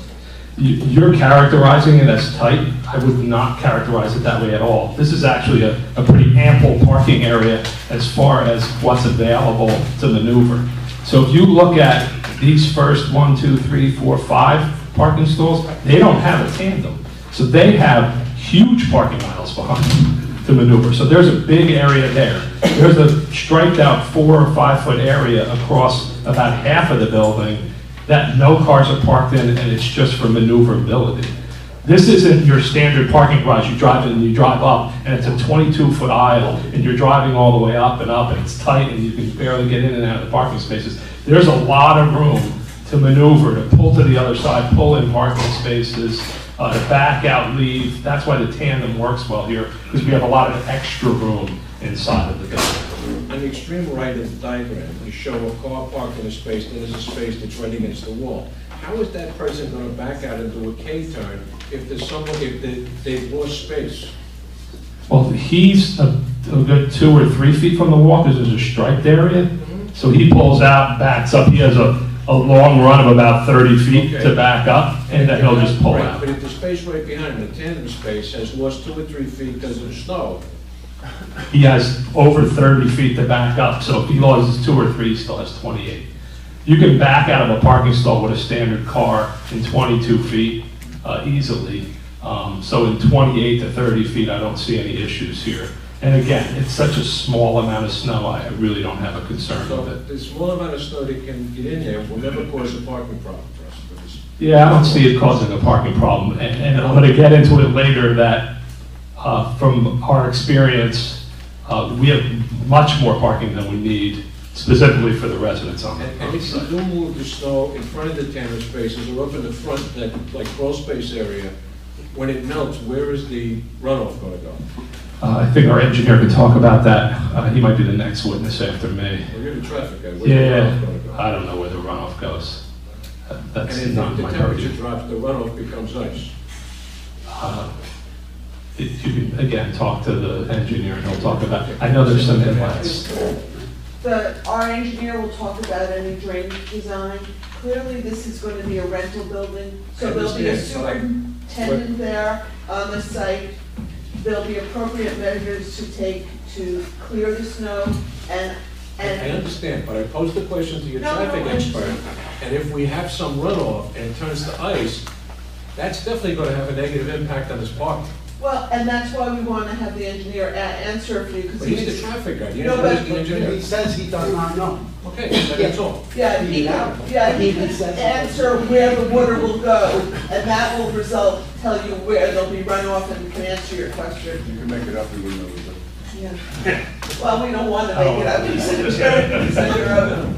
But I would say that since it's a rental apartment complex, you know if you're not clearing the snow properly or not giving your tenants room to maneuver a car, believe me, the superintendent and people will hear, and the landlord will take appropriate measures. Clearly, the landlord likes to be proactive, not have to be responsive and avoid things, but you know what happens in a rental apartment, you hear from your residents. Okay, keep going. I just have a quick question, sorry. What is the depth on the tandem parking spaces in the single? You know what they are? It's just 2 full 9 by 18 parking stalls, one behind the other. 36. That's not true. One other thing, there were some questions on where on the site. So my suggestion would be is to place it as far onto the property where it's still effective, obviously. So it would essentially be located at the furthest point of the wall here, which would give you a couple car length stacking if someone came onto the property, had to wait for the gate to come up and come on. Could you speak to general safety requirements, cars going out across the sidewalk, what should be required, what's being provided, so that the public, person wheeling baby carriage, for example, is not surprised by a car coming out, but what's being provided? So I'm going to switch exhibits now. It's Plan C 4.00. Prepared by RSC Architects and Englewood Engineering. So this plan, to orient everyone, north is the opposite, is down on the page here. So our driveways are one on the east side, one on the west side. I'm pointing to here. I apologize. I'm giving my back to a couple board members. So there's two-way driveway. Again, the dimensions aren't here, but they're 24 plus feet on both of those driveways. There are stop bars shown. Your traffic engineer had recommended us to add stop signs as well, so we will place those as well on the plan. So essentially there's a stop bar located 4 feet or so behind the sidewalk, which is your standard required distance between a stop bar and a crosswalk. The building is set back, as you heard, at a minimum of 9 feet or so. So as a vehicle comes up for the stop bar, they have a clear sight line of any pedestrians walking in either direction to exit. There's also on-street parking there. So what will essentially happen is you'll stop for the pedestrians and then likely have to do a 2-phase maneuver to be able to see the vehicles coming. So you'll drive out across the sidewalk. The roadway is very wide in this area. So you can come out and then properly see in each direction for the driveway. I think there was a comment from your engineer at a meeting I wasn't at, but it was passed along to me to ensure that we showed our site triangle to see if it impacts any on-street parking spaces, and then we'd have to work that out. I've seen some applications like this where the gate goes up and an alarm goes off, a bell rings. Is that appropriate for this? No, if we were, if our building was on the face of the sidewalk, which we've done in a number of buildings, in Hudson County, we do a lot of those. We have those types of things. We have audible, visual, either flashing or audible. We don't need that here because, again, when the vehicle exits and it stops, there's already a clear sight line of the pedestrians in both directions. I think the building next door, I worked on that project a long time ago. I think that building might have been up on the sidewalk, and I don't remember if we did a treatment similar to that or not. Has the police department reviewed this application or anything like that? They had no comment. They had no comment? No, it's the same comments that they had the last one they carried through. So they're happy with what's being provided in terms of safety? Right. They came and saw the plans. Great. There were some questions, now while we're talking about access, there was questions about pedestrians potentially walking from, and I'm pointing just to the northeast of the proposed 44 parking spaces across the street and the building, because there's a likelihood that they may park in there or park along one of the street parking spaces and be required to walk across. In this area, there is not a specific designated crosswalk, which is interesting to me. Being that there's a bus stop on both sides of the roadway here, and people are, I've witnessed people crossing the street here. I didn't do any counts to tell you what the numbers were, but this is definitely a popular location for people to cross mid-block. It may be in the town's best interest to consider some type of mid-block crosswalk here. When you go down the street, and I don't know the exact name of the next street, there is a crosswalk at that street intersection that has signs. Something like that may be something the town may want to look into. There's a street between Teaneck Road. That one, yes. So there is a crosswalk and it's designated, there's pedestrian crossing signs. So that may be something we might want to look into to tie tie the bus stops to the residential on both sides of the street. I'm going to go to the other. I'm going to go to the other level just so we can talk about the upper level quick. It's not all that dissimilar to the lower level. Again, there's our aisle, access aisle that enters. We'll have a gate in the area at the end there. We have a number of tandem spaces. There's a lot less on this. There's only 4 on this level. And again, you see a lot of striped areas along the building, and for maneuverability, for someone to pull their car out, leave it in the striped area, and then be able to exit. Again, more than 24 foot hours. There's no uncovered. This portion is entirely covered. I didn't know that until I heard the architect this evening. I tried to figure that out on my own, and I didn't. Getting to the parking, one of the, we needed de minimis exception from RSIS for some of the parking stall sizes. You don't see it on these plans. It's on the architecturals that show the columns within the garage. You'll see there are a number of parking spaces within the garage that have a column, either at the front end or the back end, and a couple in the middle, where it's a 2x2 column, so it takes essentially a 9-foot stall, and at that point location, it makes it 8 feet wide. So the entire space isn't 8 feet wide, it's just at that one location. How parking space widths were developed, they were developed by average car sizes and door swings. And that's how they determine generally a 9-foot space is a typical parking space. What we have a couple points where it pinches it down to 8, but it's not in the area where people are opening their doors. It's at the front end, at the middle between the 2 tandem stalls, or at the face. Can you really get on the schematic? No, we have to get the right plan.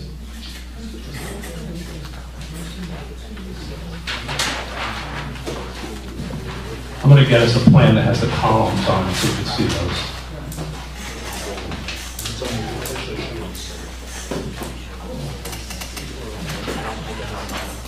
We're going to get the civil plan and show it.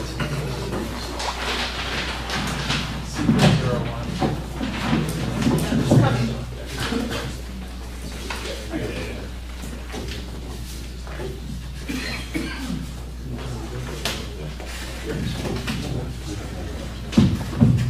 Is there a numbering system or an ability to designate by number which spaces are less impacted? Yes. And then we could include all of those as a list. Sure. We can, we'll generate numbers between now and the next meeting for you. That would be good. That would be great. But as you'll see, I actually wrote down at least the number that were smaller. 46. Right here. So there are 30. So I'm going to grab, this is something that wasn't, I think this is in your site plan package. It's C4.01. I don't know if we need to mark it separately or. It's in the package.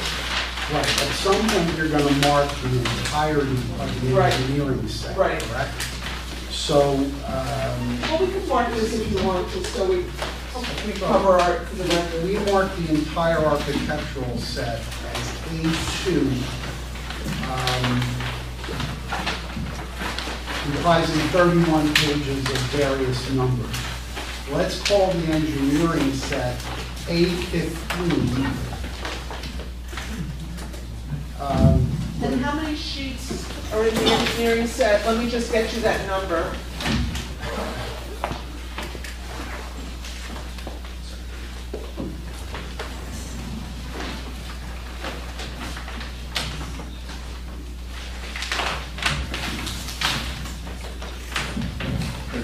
There's 31.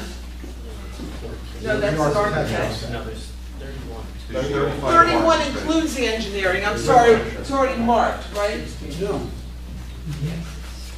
Yeah, it is. We called out both civil and architectural. Civil and architects are already together.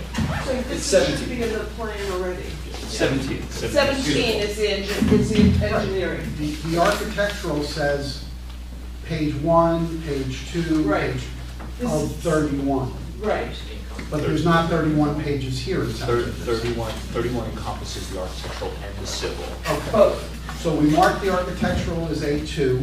Let's mark the civil as A15. And it's 17 pages. Which, okay, great, is 17 of those pages, but we'll Correct. make that clear. Yeah. And When we refer to those will be by C number, correct? They'll all be, Correct. they'll all be a C. Yes, they're all C. And,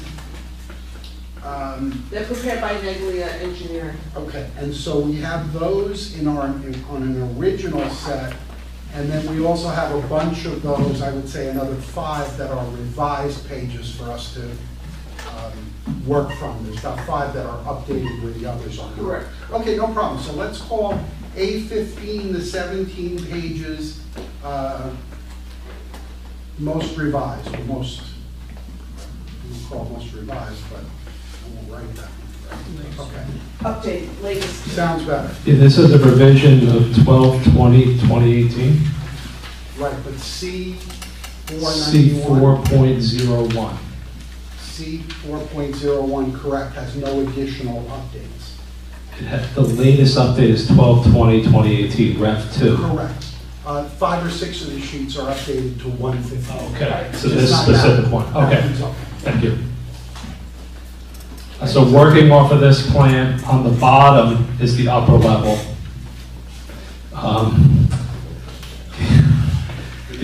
This is showing a few columns. Is that blocked by the? Move it away from the. I can move it to the background. to this. There's 37 spaces affected by columns. Okay. 46. Combine both top and bottom. Right. I had 32 on my account, but we'll be giving you some numbers, the specifics at the next meeting. So on the first floor, you'll see along the back of the parking lot, there are columns at the front edge or the back of where a car parks. There's 1, 2, 3, 4 that essentially compromise that 9-foot width. Is it the square columns approximately? They're square 2x2s, so 1 foot projects on each side into the space. So those would affect 8, because there's 1 on each side, 8 stalls. And then the tandem spaces at the end of one of the pairs on the opposite side, there's 1 column there that would impact the parking there. But the space behind still has the full 9 foot, so there are 2 8-foot stalls there. So that's 10 on that level. And bottom? On the lower level, there's similar columns in the same places, those 4 spaces at the foot of the space. Then there are some near the juncture of the front and rear space. There's twice as many in that area. So there's 8, and then there's that same column over the same parking spaces on the opposite side that are impacted. And again, they are, other than, actually the only ones that I see have any impact to the actual door swing is this one on the upper level, which actually only impacts on the one side because the other side has a large striped area, so they have essentially more than 9 feet. We're just striping it out as 8 feet there. So there's really one space that maybe I have some concern with, and maybe we could work on shifting the striping a little to fix that, and maybe move it over a foot so that space is 9, and we stripe into the striped area to fix that one location. That's the one next to the utility room? It's next to the utility room. I think that one, and you would probably agree, that looks like the door swing might actually be where the column Yeah, I is. think they can move the striping over. Yeah. But the other ones all seem to be in the location of the rear of the automobile, so where your trunk is essentially, so that wouldn't impact your ability to get in and out of the car. The 1 foot encroachment isn't going to impact someone's ability to actually pull into the parking space. 8 foot parking spaces are used in some instances as the smaller parking spaces on sites, so we don't have an issue with being able to pull into that 8 foot parking space. Interestingly, a side note, NJDOT has 8 foot parking spaces throughout their parking lot, for what that's worth.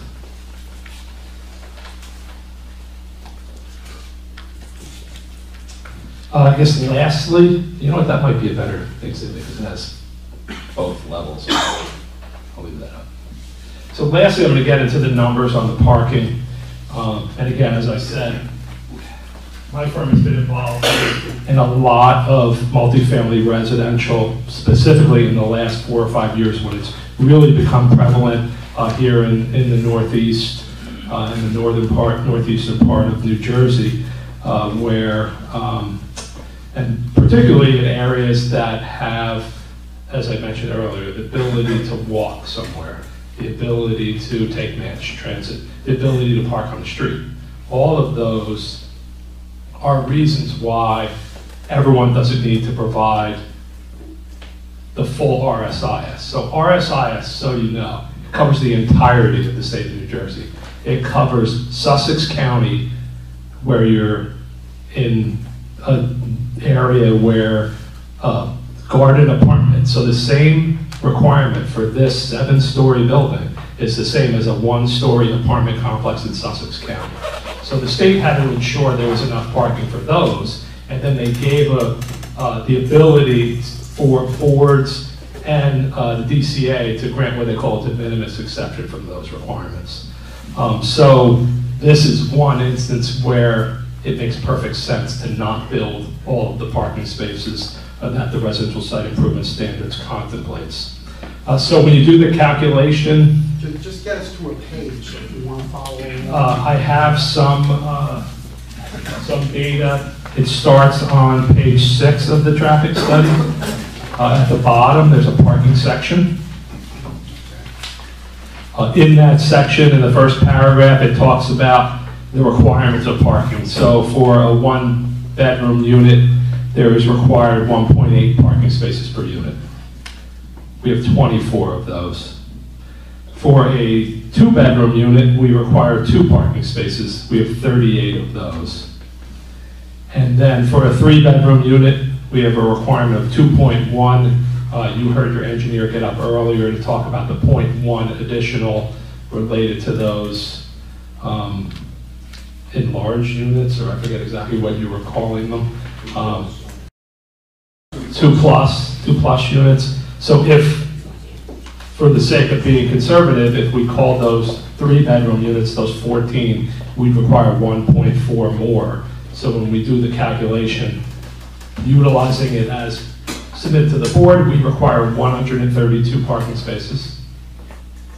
If you add the 1 for the 2 plus units, it would be 133 parking spaces. So we essentially have a 32 or a 33 space de minimis exception on the site. Now, there's also information in... So you have a 32 or 33 space shortfall. Is that a de minimis exception? Yes. And I'm going to explain why it's de minimis. Okay. It all falls under de minimis. That's the category that it's under. The definition of de minimis, that's where I'm going to get into why we feel that it is de minimis and it can grant. So there are 4 categories of de minimis exceptions for parking, reasons why you can feel comfortable to grant the de minimis exception. First one is household characteristics. So what we do is we look at the census data in the state of New Jersey, specifically in Teaneck, and specifically in this census tract. So in this census tract, for owner-occupied units, the census tract identifies 1.55 spaces per unit, owner-occupied. In this census tract for renter-occupied units, it identifies 1.1 spaces per unit. So you can see right there, we've gone from 1.5 down to 1.1. So we've reduced, almost about 30% or so, a reduction in parking. Throughout Teaneck, owner-occupied units have a parking, automobile ownership of 1.89 per unit. That's throughout the entire Teaneck. And 1.03 per unit for renter occupied, similar to the 1.1 in this census tract. So, hold on to that 1.1 because we're going to look at it later versus some data that we've identified at another facility. One of the reasons then you can feel comfortable is we're looking at probably a 30% reduction in the needed parking, just based on what happens here in town of 1.9 essentially versus 1.1, or 1.55 versus 1.1. The next criteria is availability of mass transit. I'm sure you're all familiar. We talked about it before. There are 2 buses that stop here, the 2 bus stops. There are 2 bus lines that stop right along the frontage of the site. There's also 5 additional bus lines within a half a mile of the site, making it very much a place where people that are commuting by bus want to live, meaning they're likely to own less automobiles in their household because they don't need to utilize multiple cars because one or both of the occupants do not need to utilize an automobile for commuting purposes. The next criteria, the third one, is urban versus suburban. Again, walkability, that goes a long way. A close downtown to here where people can go, shop, eat. So again, less likelihood that they need to own an automobile. And the last one is availability of off-street parking facilities. So that would be our 44 spaces that we're proposing as part of this development as being a benefit to the project and a benefit to the overall area. So similar to what Ms. Berger was talking about earlier on the site to our rear, that they're building 40 new spaces, and that lessens the demand on street by 40. The 44 we're building, they won't necessarily be used all by the people from our building, but it'll take 44 people that are now searching for parking spaces on the street, get them off the street. So we've gotten 40 off in the rear, 44 off from this project in the front. So essentially opened up in the area from our project. I'm just going to take credit for 44. It's going to open up 44 parking spaces on the street that are somewhere in this area that people are parking in. That opens that up for visitors of this site to utilize. Can I ask a question? I'm sorry. Sure. The municipal car park, what is it currently? How many spaces are that? It's not. It's a grass area. It's The we haven't applicant got is going to build it for the municipality. So on 4.0, C 4.00, north is down again. To the northeast of the property, there's a grass area. I have my hand over here. That's where the 44 spaces are going to go. I think our engineer will get into the design a little bit of that lot, but it'll be a municipal parking lot. Could I just ask a question? Our people on the call, Sure. Does everyone agree that a 32 to 33 space shortfall constitutes a de minimis exception? It meets the definition. So you're- Get up. One. John Korak, Stonefield Engineering. It meets the definition. Also, because you can count off-site parking as part of your guest parking requirement, those parking spaces can be counted toward the overall total for the site. Do you agree that approximately a 30% adjustment for overall requirements should be applied here because of the census characteristics of our town? Do you agree with that argument? I believe it's appropriate. So 134 should more likely be more like 100, 105, 110. Do you agree with that argument? I do. Okay. So to go back to the overall numbers, the census tract is calling out 1.10 per unit. We also had some data. It wasn't collected by us. It was collected by another traffic engineer, and I apologize, I don't know the development. I only know it's called Sheffield. I don't even know it's in Teaneck, but I know it's somewhere in the immediate area. Where? Englewood. I think, actually, that might be what, because I tried to look it up. There was a count done there. That's a 245 unit site. They had exactly 1.10 spaces per unit at peak times there. So it does kind of fall in line, and Englewood go along. Similar areas of Englewood are very similar to this area here at Teaneck.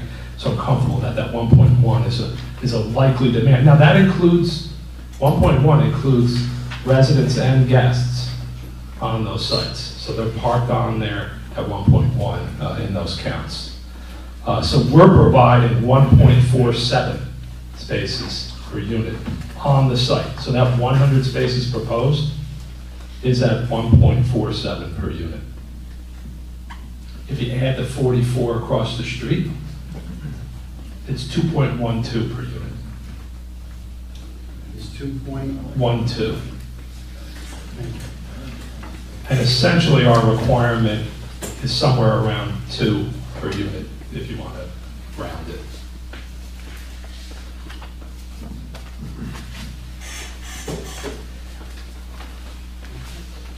That's, I think that's all I have.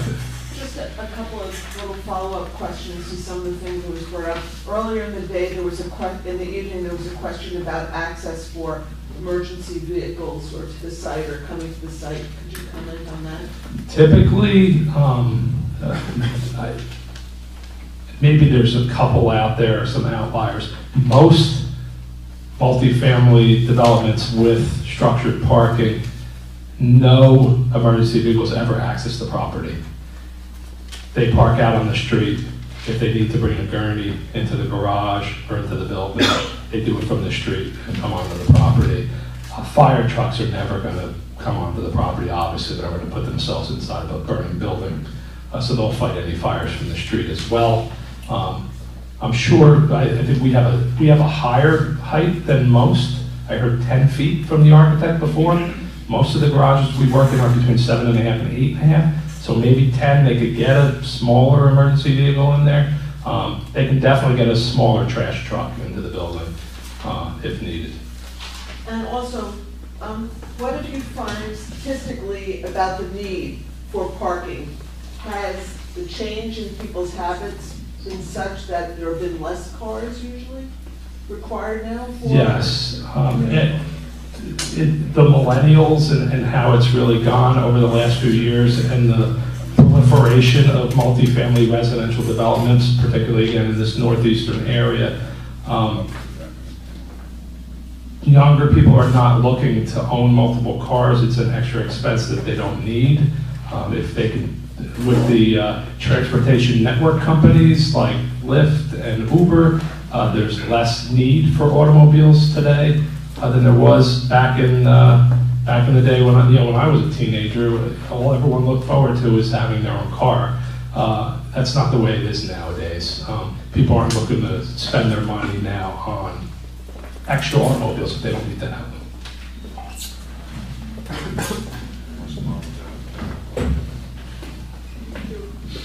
I've got a couple of questions. Yes, sir. I don't know who's the right person to ask really, but We'll try.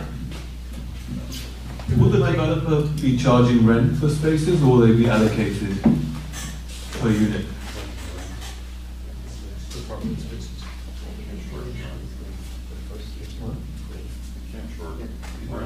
Parking on site. Yeah, the parking on site is going to be provided for the unit, so it would probably not be charged. It would be part of the rent. Okay, and there'll be scenarios where there'll be someone with a one-bedroom apartment who can't have two cars on site. Correct. There's the possibility, There is yes. a possibility, yes. And it's just taken, I mean, perhaps it's obvious, but just to say that tandem parking spaces would be allocated to 2 bedrooms and more. Three bedrooms, unless they do not want one. But that's the allocation is designed for the 2 and 3 bedroom units. Even if they don't want one, you can't give it to someone who has a 1 bedroom Right. because then that tenant switches out and now you're short. So No, you but gotta the idea is. Yeah, it's a never-ending balance. The management, there's parking management. I mean, every owner of a building similar to this has to go through that learning process as they occupy the building. And almost in essence, because it's a rental, you have better control over that because you ask someone when they're renting, you have that conversation with them of what you have and what you can offer. Any other questions? That's it. Any other questions, members of the board? Just along those lines, you said that you can't charge for the spaces on site. You also can't charge for the spaces that you require. They're not our spaces, they're the town's spaces, so we can't talk about what the town can or cannot do. where they're gonna be the town spaces. You can't, you're representing that they're not going to, certainly not going to charge for non-residents to park there. So if somebody who lives across the street wants a space, they can't come into the building. No, we're not renting the spaces in the building to someone off-site. We're talking about the lot across the street. Right, I can't tell you what the town might do, because we're building the lot for the town. Right, but your responsibility to provide your tenants with parking, that's your overflow parking. It's town parking. Our guests will have ability, like everyone else, to park there, but I can't tell you. I know now in town parking lots that there are parking lots after a certain hour, Dan, that anyone could park, even if it was a sticker. It's not that anyone can park, it's the portion of those that you are counting to offset your deficiency. If the town starts charging $120 a month for a sticker, your tenants bear that? Or is your position that? Our position is the number of spaces we need for our tenants would be sufficient on site. We believe that the parking off-site that we're building for the municipality would really only be for our guests. We don't believe, based upon your study and the numbers you just ran, that there is even a need for that parking on site. But you're counting some of the municipal spaces toward your shortfall, yes? Toward the overall number, to the overall required number by the ordinance. Yes. And the ordinance, RSIS, allows you to count street parking and the public parking for that number. I feel like we're getting, maybe I have not been clear and I think I'm using the sidetrack. What I'm saying is the shortfall in your parking spaces per code is made up across the street. Yes. Whether you believe you can handle it all on site or not, the actual location where, the physical location where your shortfall is made up is across the street. Correct. But you're not providing those parking spaces. We're building them, and it's going to be public parking. So, okay. My question then obviously is how are we counting them to us to make up our shortfall when they can't be used by, if the town starts charging $120 per space and we have 6 tenants who need those spaces, somehow, in actuality, they require the spaces that are there because they're a shortfall. Right. So, sorry, how do we, the way I understood the testimony was that you weren't counting those 44. What you were saying was you have 100 on site, and because RSIS has a de minimis exception, that 100 is enough based on the exception. And a factor we should consider when we're considering the de minimis exception is that there's 44 less spots needed because there's going to be this municipal law. Is that part of that? That's definitely part of our testimony. I think your expert wants to get up. I think the other part of this is the guest parking requirement for RSIS, a half space per unit. That's the portion of the parking demand which can be satisfied off-street, municipal lots, etc. That requirement, 68 units, right? Yes. Would be 34 spaces, which they're constructing in excess of that. Really satisfies that guest parking demand. You take those 34 spaces off the requirement of 132. That's a 98 space requirement where they're providing their 100 outside. Okay. So the question I have is, those guest spaces are needed for this project, yes? The guest spaces do not need to be reserved as guest spaces. RSIS just declares they need to be in a common area, which includes on-street. So it could be a meter. Yeah. Does RSIS differentiate between public, paid, and Any questions? That's just a justification, Joseph and Charlie Walls, that's just a justification for the de minimis exception. So what RSIS says is that you need to have so many parking spaces, but local conditions can dictate you reducing the number that's justified. So you're in Hoboken, you have a municipal lot. you don't need on-street parking as much because there's other places available for people to park. So what this applicant is proposing is that they're creating extra spaces that are available in the case that the guests come and they have nowhere to go. And I guess the idea is so that based upon RSIS, as you hear, every project has different needs and areas and different times. So instead of building all this excess parking on a project, you make commons parking. And that way, all projects and all residents have a right to use it to provide that. Are there any questions, members of the audience? Please, sir.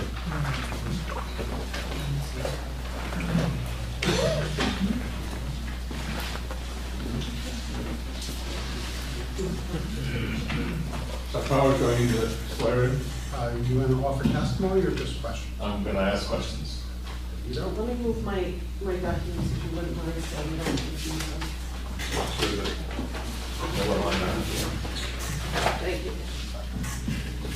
You said that you were anticipating this project would be completed in 2020, and therefore you took the numbers that you were giving us, and we're going to grow them to what you projected to be in 2020. Yes. Is that right about that? Yes.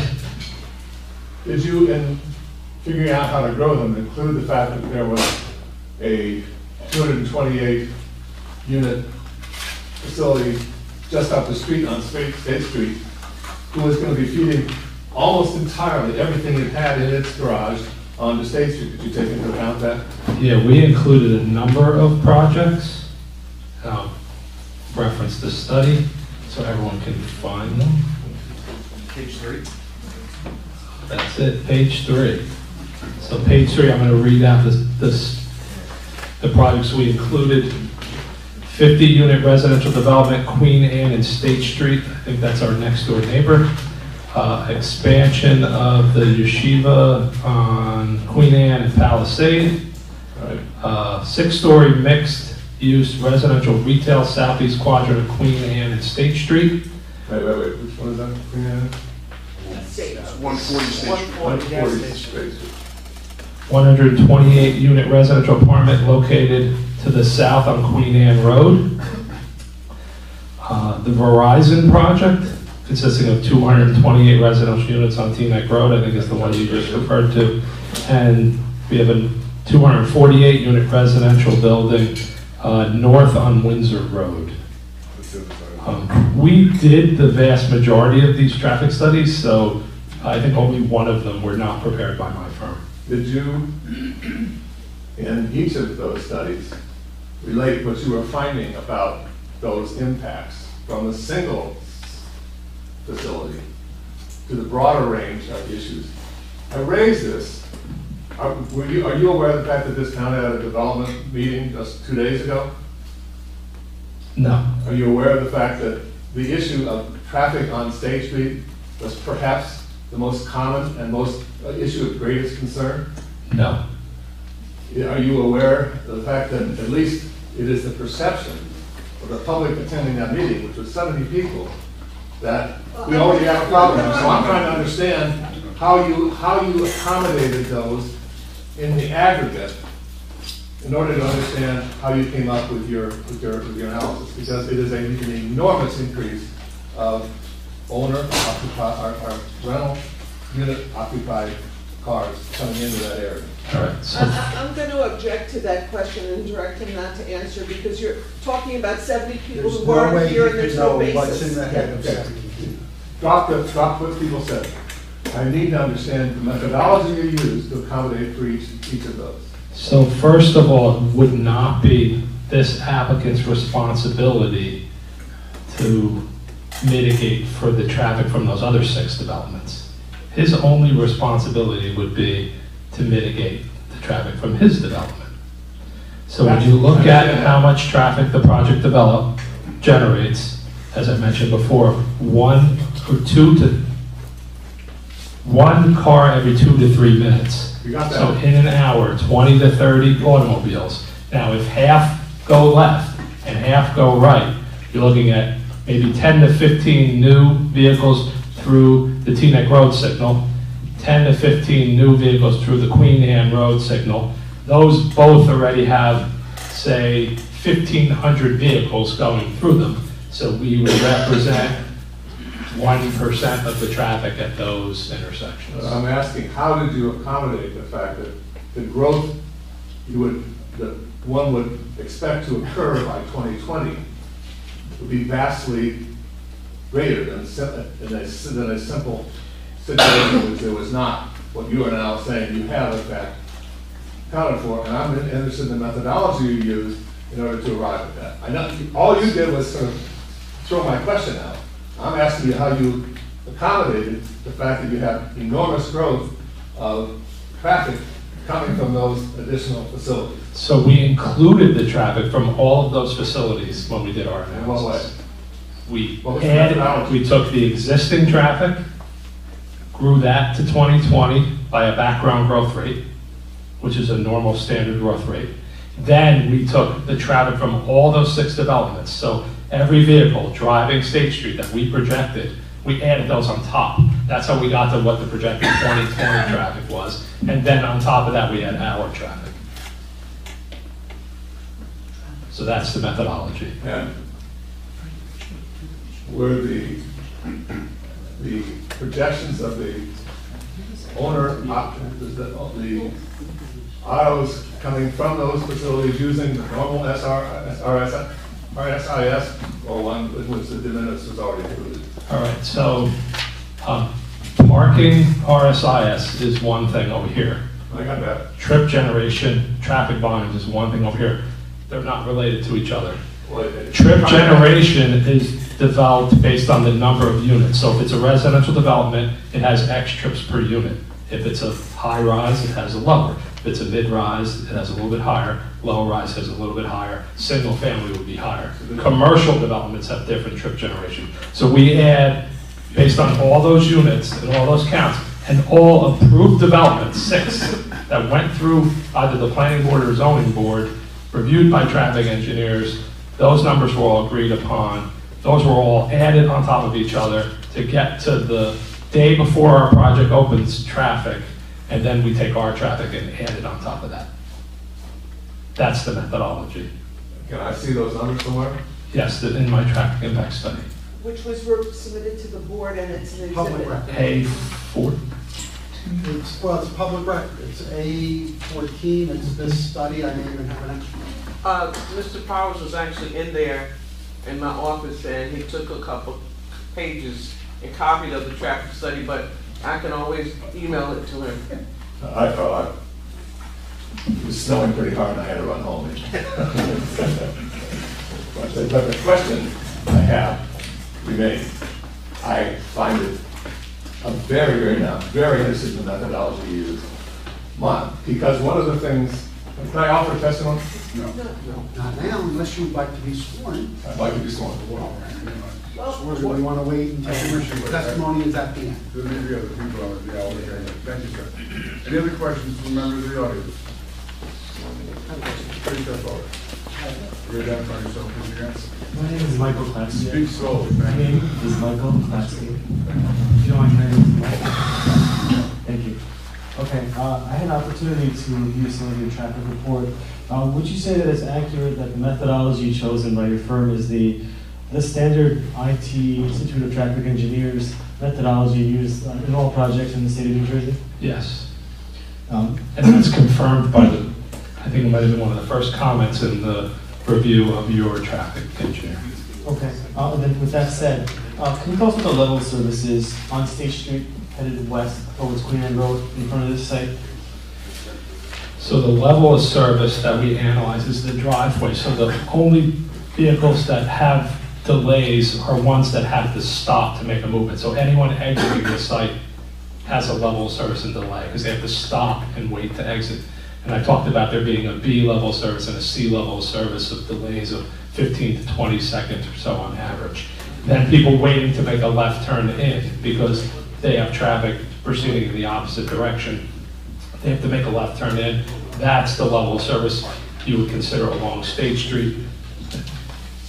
Those are in the report on page 5, table 5.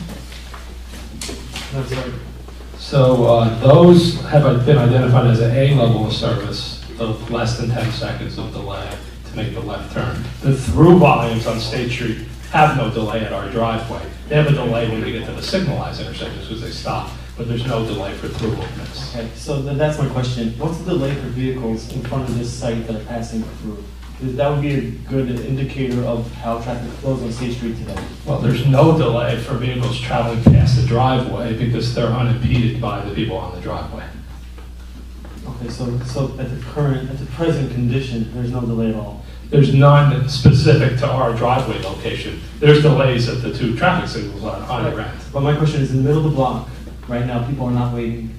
No, not to drive past, no. Okay, do you know what the capacity is mid-block?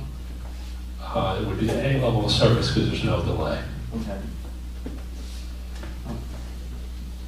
Do you believe, based according to your methodology, based on all the background growth from all these developments, that the level of service for through vehicles would remain the same? Yes. I'll repeat that once again.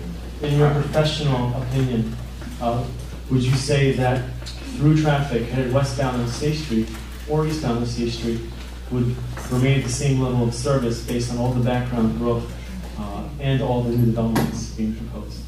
Well, it's a difficult question to answer because you're telling me based on all the background growth as well. So they're adding a lot of traffic past our site.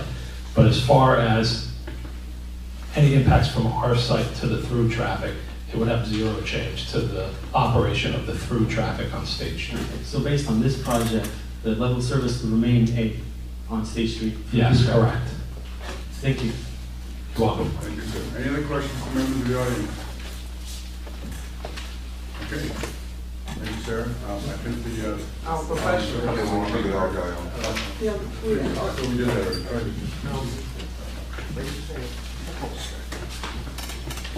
Is this testimony or? No, this is just questions. Oh. Just had a couple questions about the proposed gate system. Yeah. Oh, sorry. That's it's John Korak. That's C-O-R-A-K. So the proposed gates, you would locate them toward the rear of the site, is that correct? Yes, so as far into the site as we could. So referring back to either one, I'll go back to C 4.0. So if you're entering into the upper level, it would be at the back edge of the utility room, which gives you at least 2 cars stacking after the sidewalk. That was going to be my next question, what the stacking is, and typical transaction time, so to speak, to go processing time through the gate? It's likely to be actuated by some type of system where, similar to like an Easy Pass type system, you'll have something in your car, you won't have to open your window likely, and it'll read it, and then it'll open as you're pulling up the driveway. So it could be very short if we put the reader back far enough, and as you trip it, it could be maybe 10 to 15 seconds per vehicle, maybe. And would you expect any queuing beyond the 2 vehicles stacking between the sidewalk and the gate based on trip generation and the processing time? No. So during peak time periods, we only identified about 20 inbound vehicles in an hour. So that's 1 every 3 minutes entering the property. And with a 10 to, even if it's a 30-second slow system, we don't anticipate any issues with vehicles backed up onto the street. Great, thank you. You're welcome. Okay, thank you. I think we're done for the evening. We said enough. I just have a couple of Okay. We got 3 experts for this. So Ms. Laney, board planner, can you explain how moving vans will circulate or work on the site? I don't know if moving vans are going to be able to get on the site with a 10-foot height, but I can discuss that with the architect. It's likely to have to occur along the property frontage. There are 4 parking spaces there. Management will schedule move-ins. So they're going to have to work out a system that they're able to utilize those on-street parking spaces during move-ins. And just one other question, with regard to, decreased car ownership, is there any provisions for bicycle ownership on the site? Not currently, but we can look into that for the next meeting. That's it. Identify yourself one more time. Joseph Vince, Sean Ross. Two things. Can you just comment on the de minimis exception required for a parallel space of 21 feet along the State Street frontage? I did see that. I think we were just putting back what was there and just sliding it slightly, so I think there's 21-foot parking spaces. We did work with Dan and figure out exactly how to stripe those. Looks like we had a small area that was hatched at each end, and I know we're going to be looking at some sight lines from the driveways, so that all probably is going to tie in. Again, it's a municipal road, so we don't really have control over the spaces. We'd have to work that out with the municipality. Do you feel 21 feet is adequate? I do, especially since there's only 4 and the 2 end ones you can pull in and back in because there's a bus stop and a driveway. So there's really only 2 that are restricted to 21. We could change the striping to be 18 and 5, which we do a lot of times. So each space is essentially 21. But you get a full 23 because you get a striped area that no one parks in. We've done that a lot of times. But again, it's really up to the municipality how they'd like that to be striped. Okay. And can you just discuss the need for a loading space or lack thereof?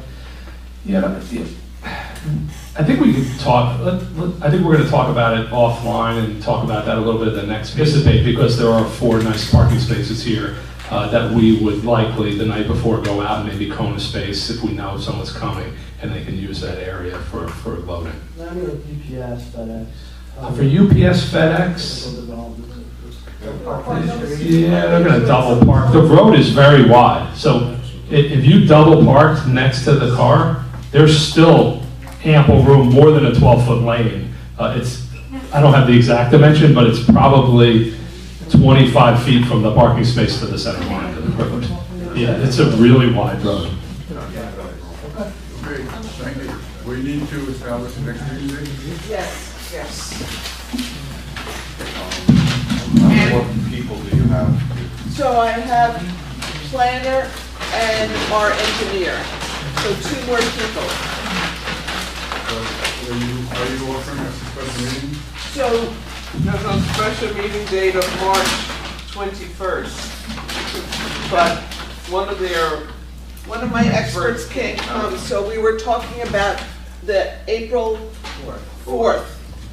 I just want to check if both, if not, we'll have to have one Again, extra. April 4th is a regular meeting date. We only have about 4 applications so far on that one. Would it be worth us doing one of the experts at the next meeting on the 7th? Why with me? Well, we have a large agenda. We got 7, right? Yeah, but 4 of them have attorneys. Their house, We know. it's all house stuff. Are you available on March 7th? Are they both available on the 4th? No, one is not. Are they both available on the 4th? Both of you are available on the 4th. Yes. Yeah, both are available on the 4th. Okay. So we carry it to the 4th? Okay, Right. so is the motion that contained? Are you willing to provide a transcript? The reason I'm saying that is 2 people are not here, Yes. okay? So I want a motion to carry this to the meeting of, And just if I could, in the interim, our experts will be conferring with the board's experts to answer any other questions and supply any additional information they require. So is there a motion to carry this to April 4th in our Management Council chambers? Yes. At what time? 7. At 7 o'clock. Second. Second. Mrs. Robinson? All in favor? Aye. That's what you have.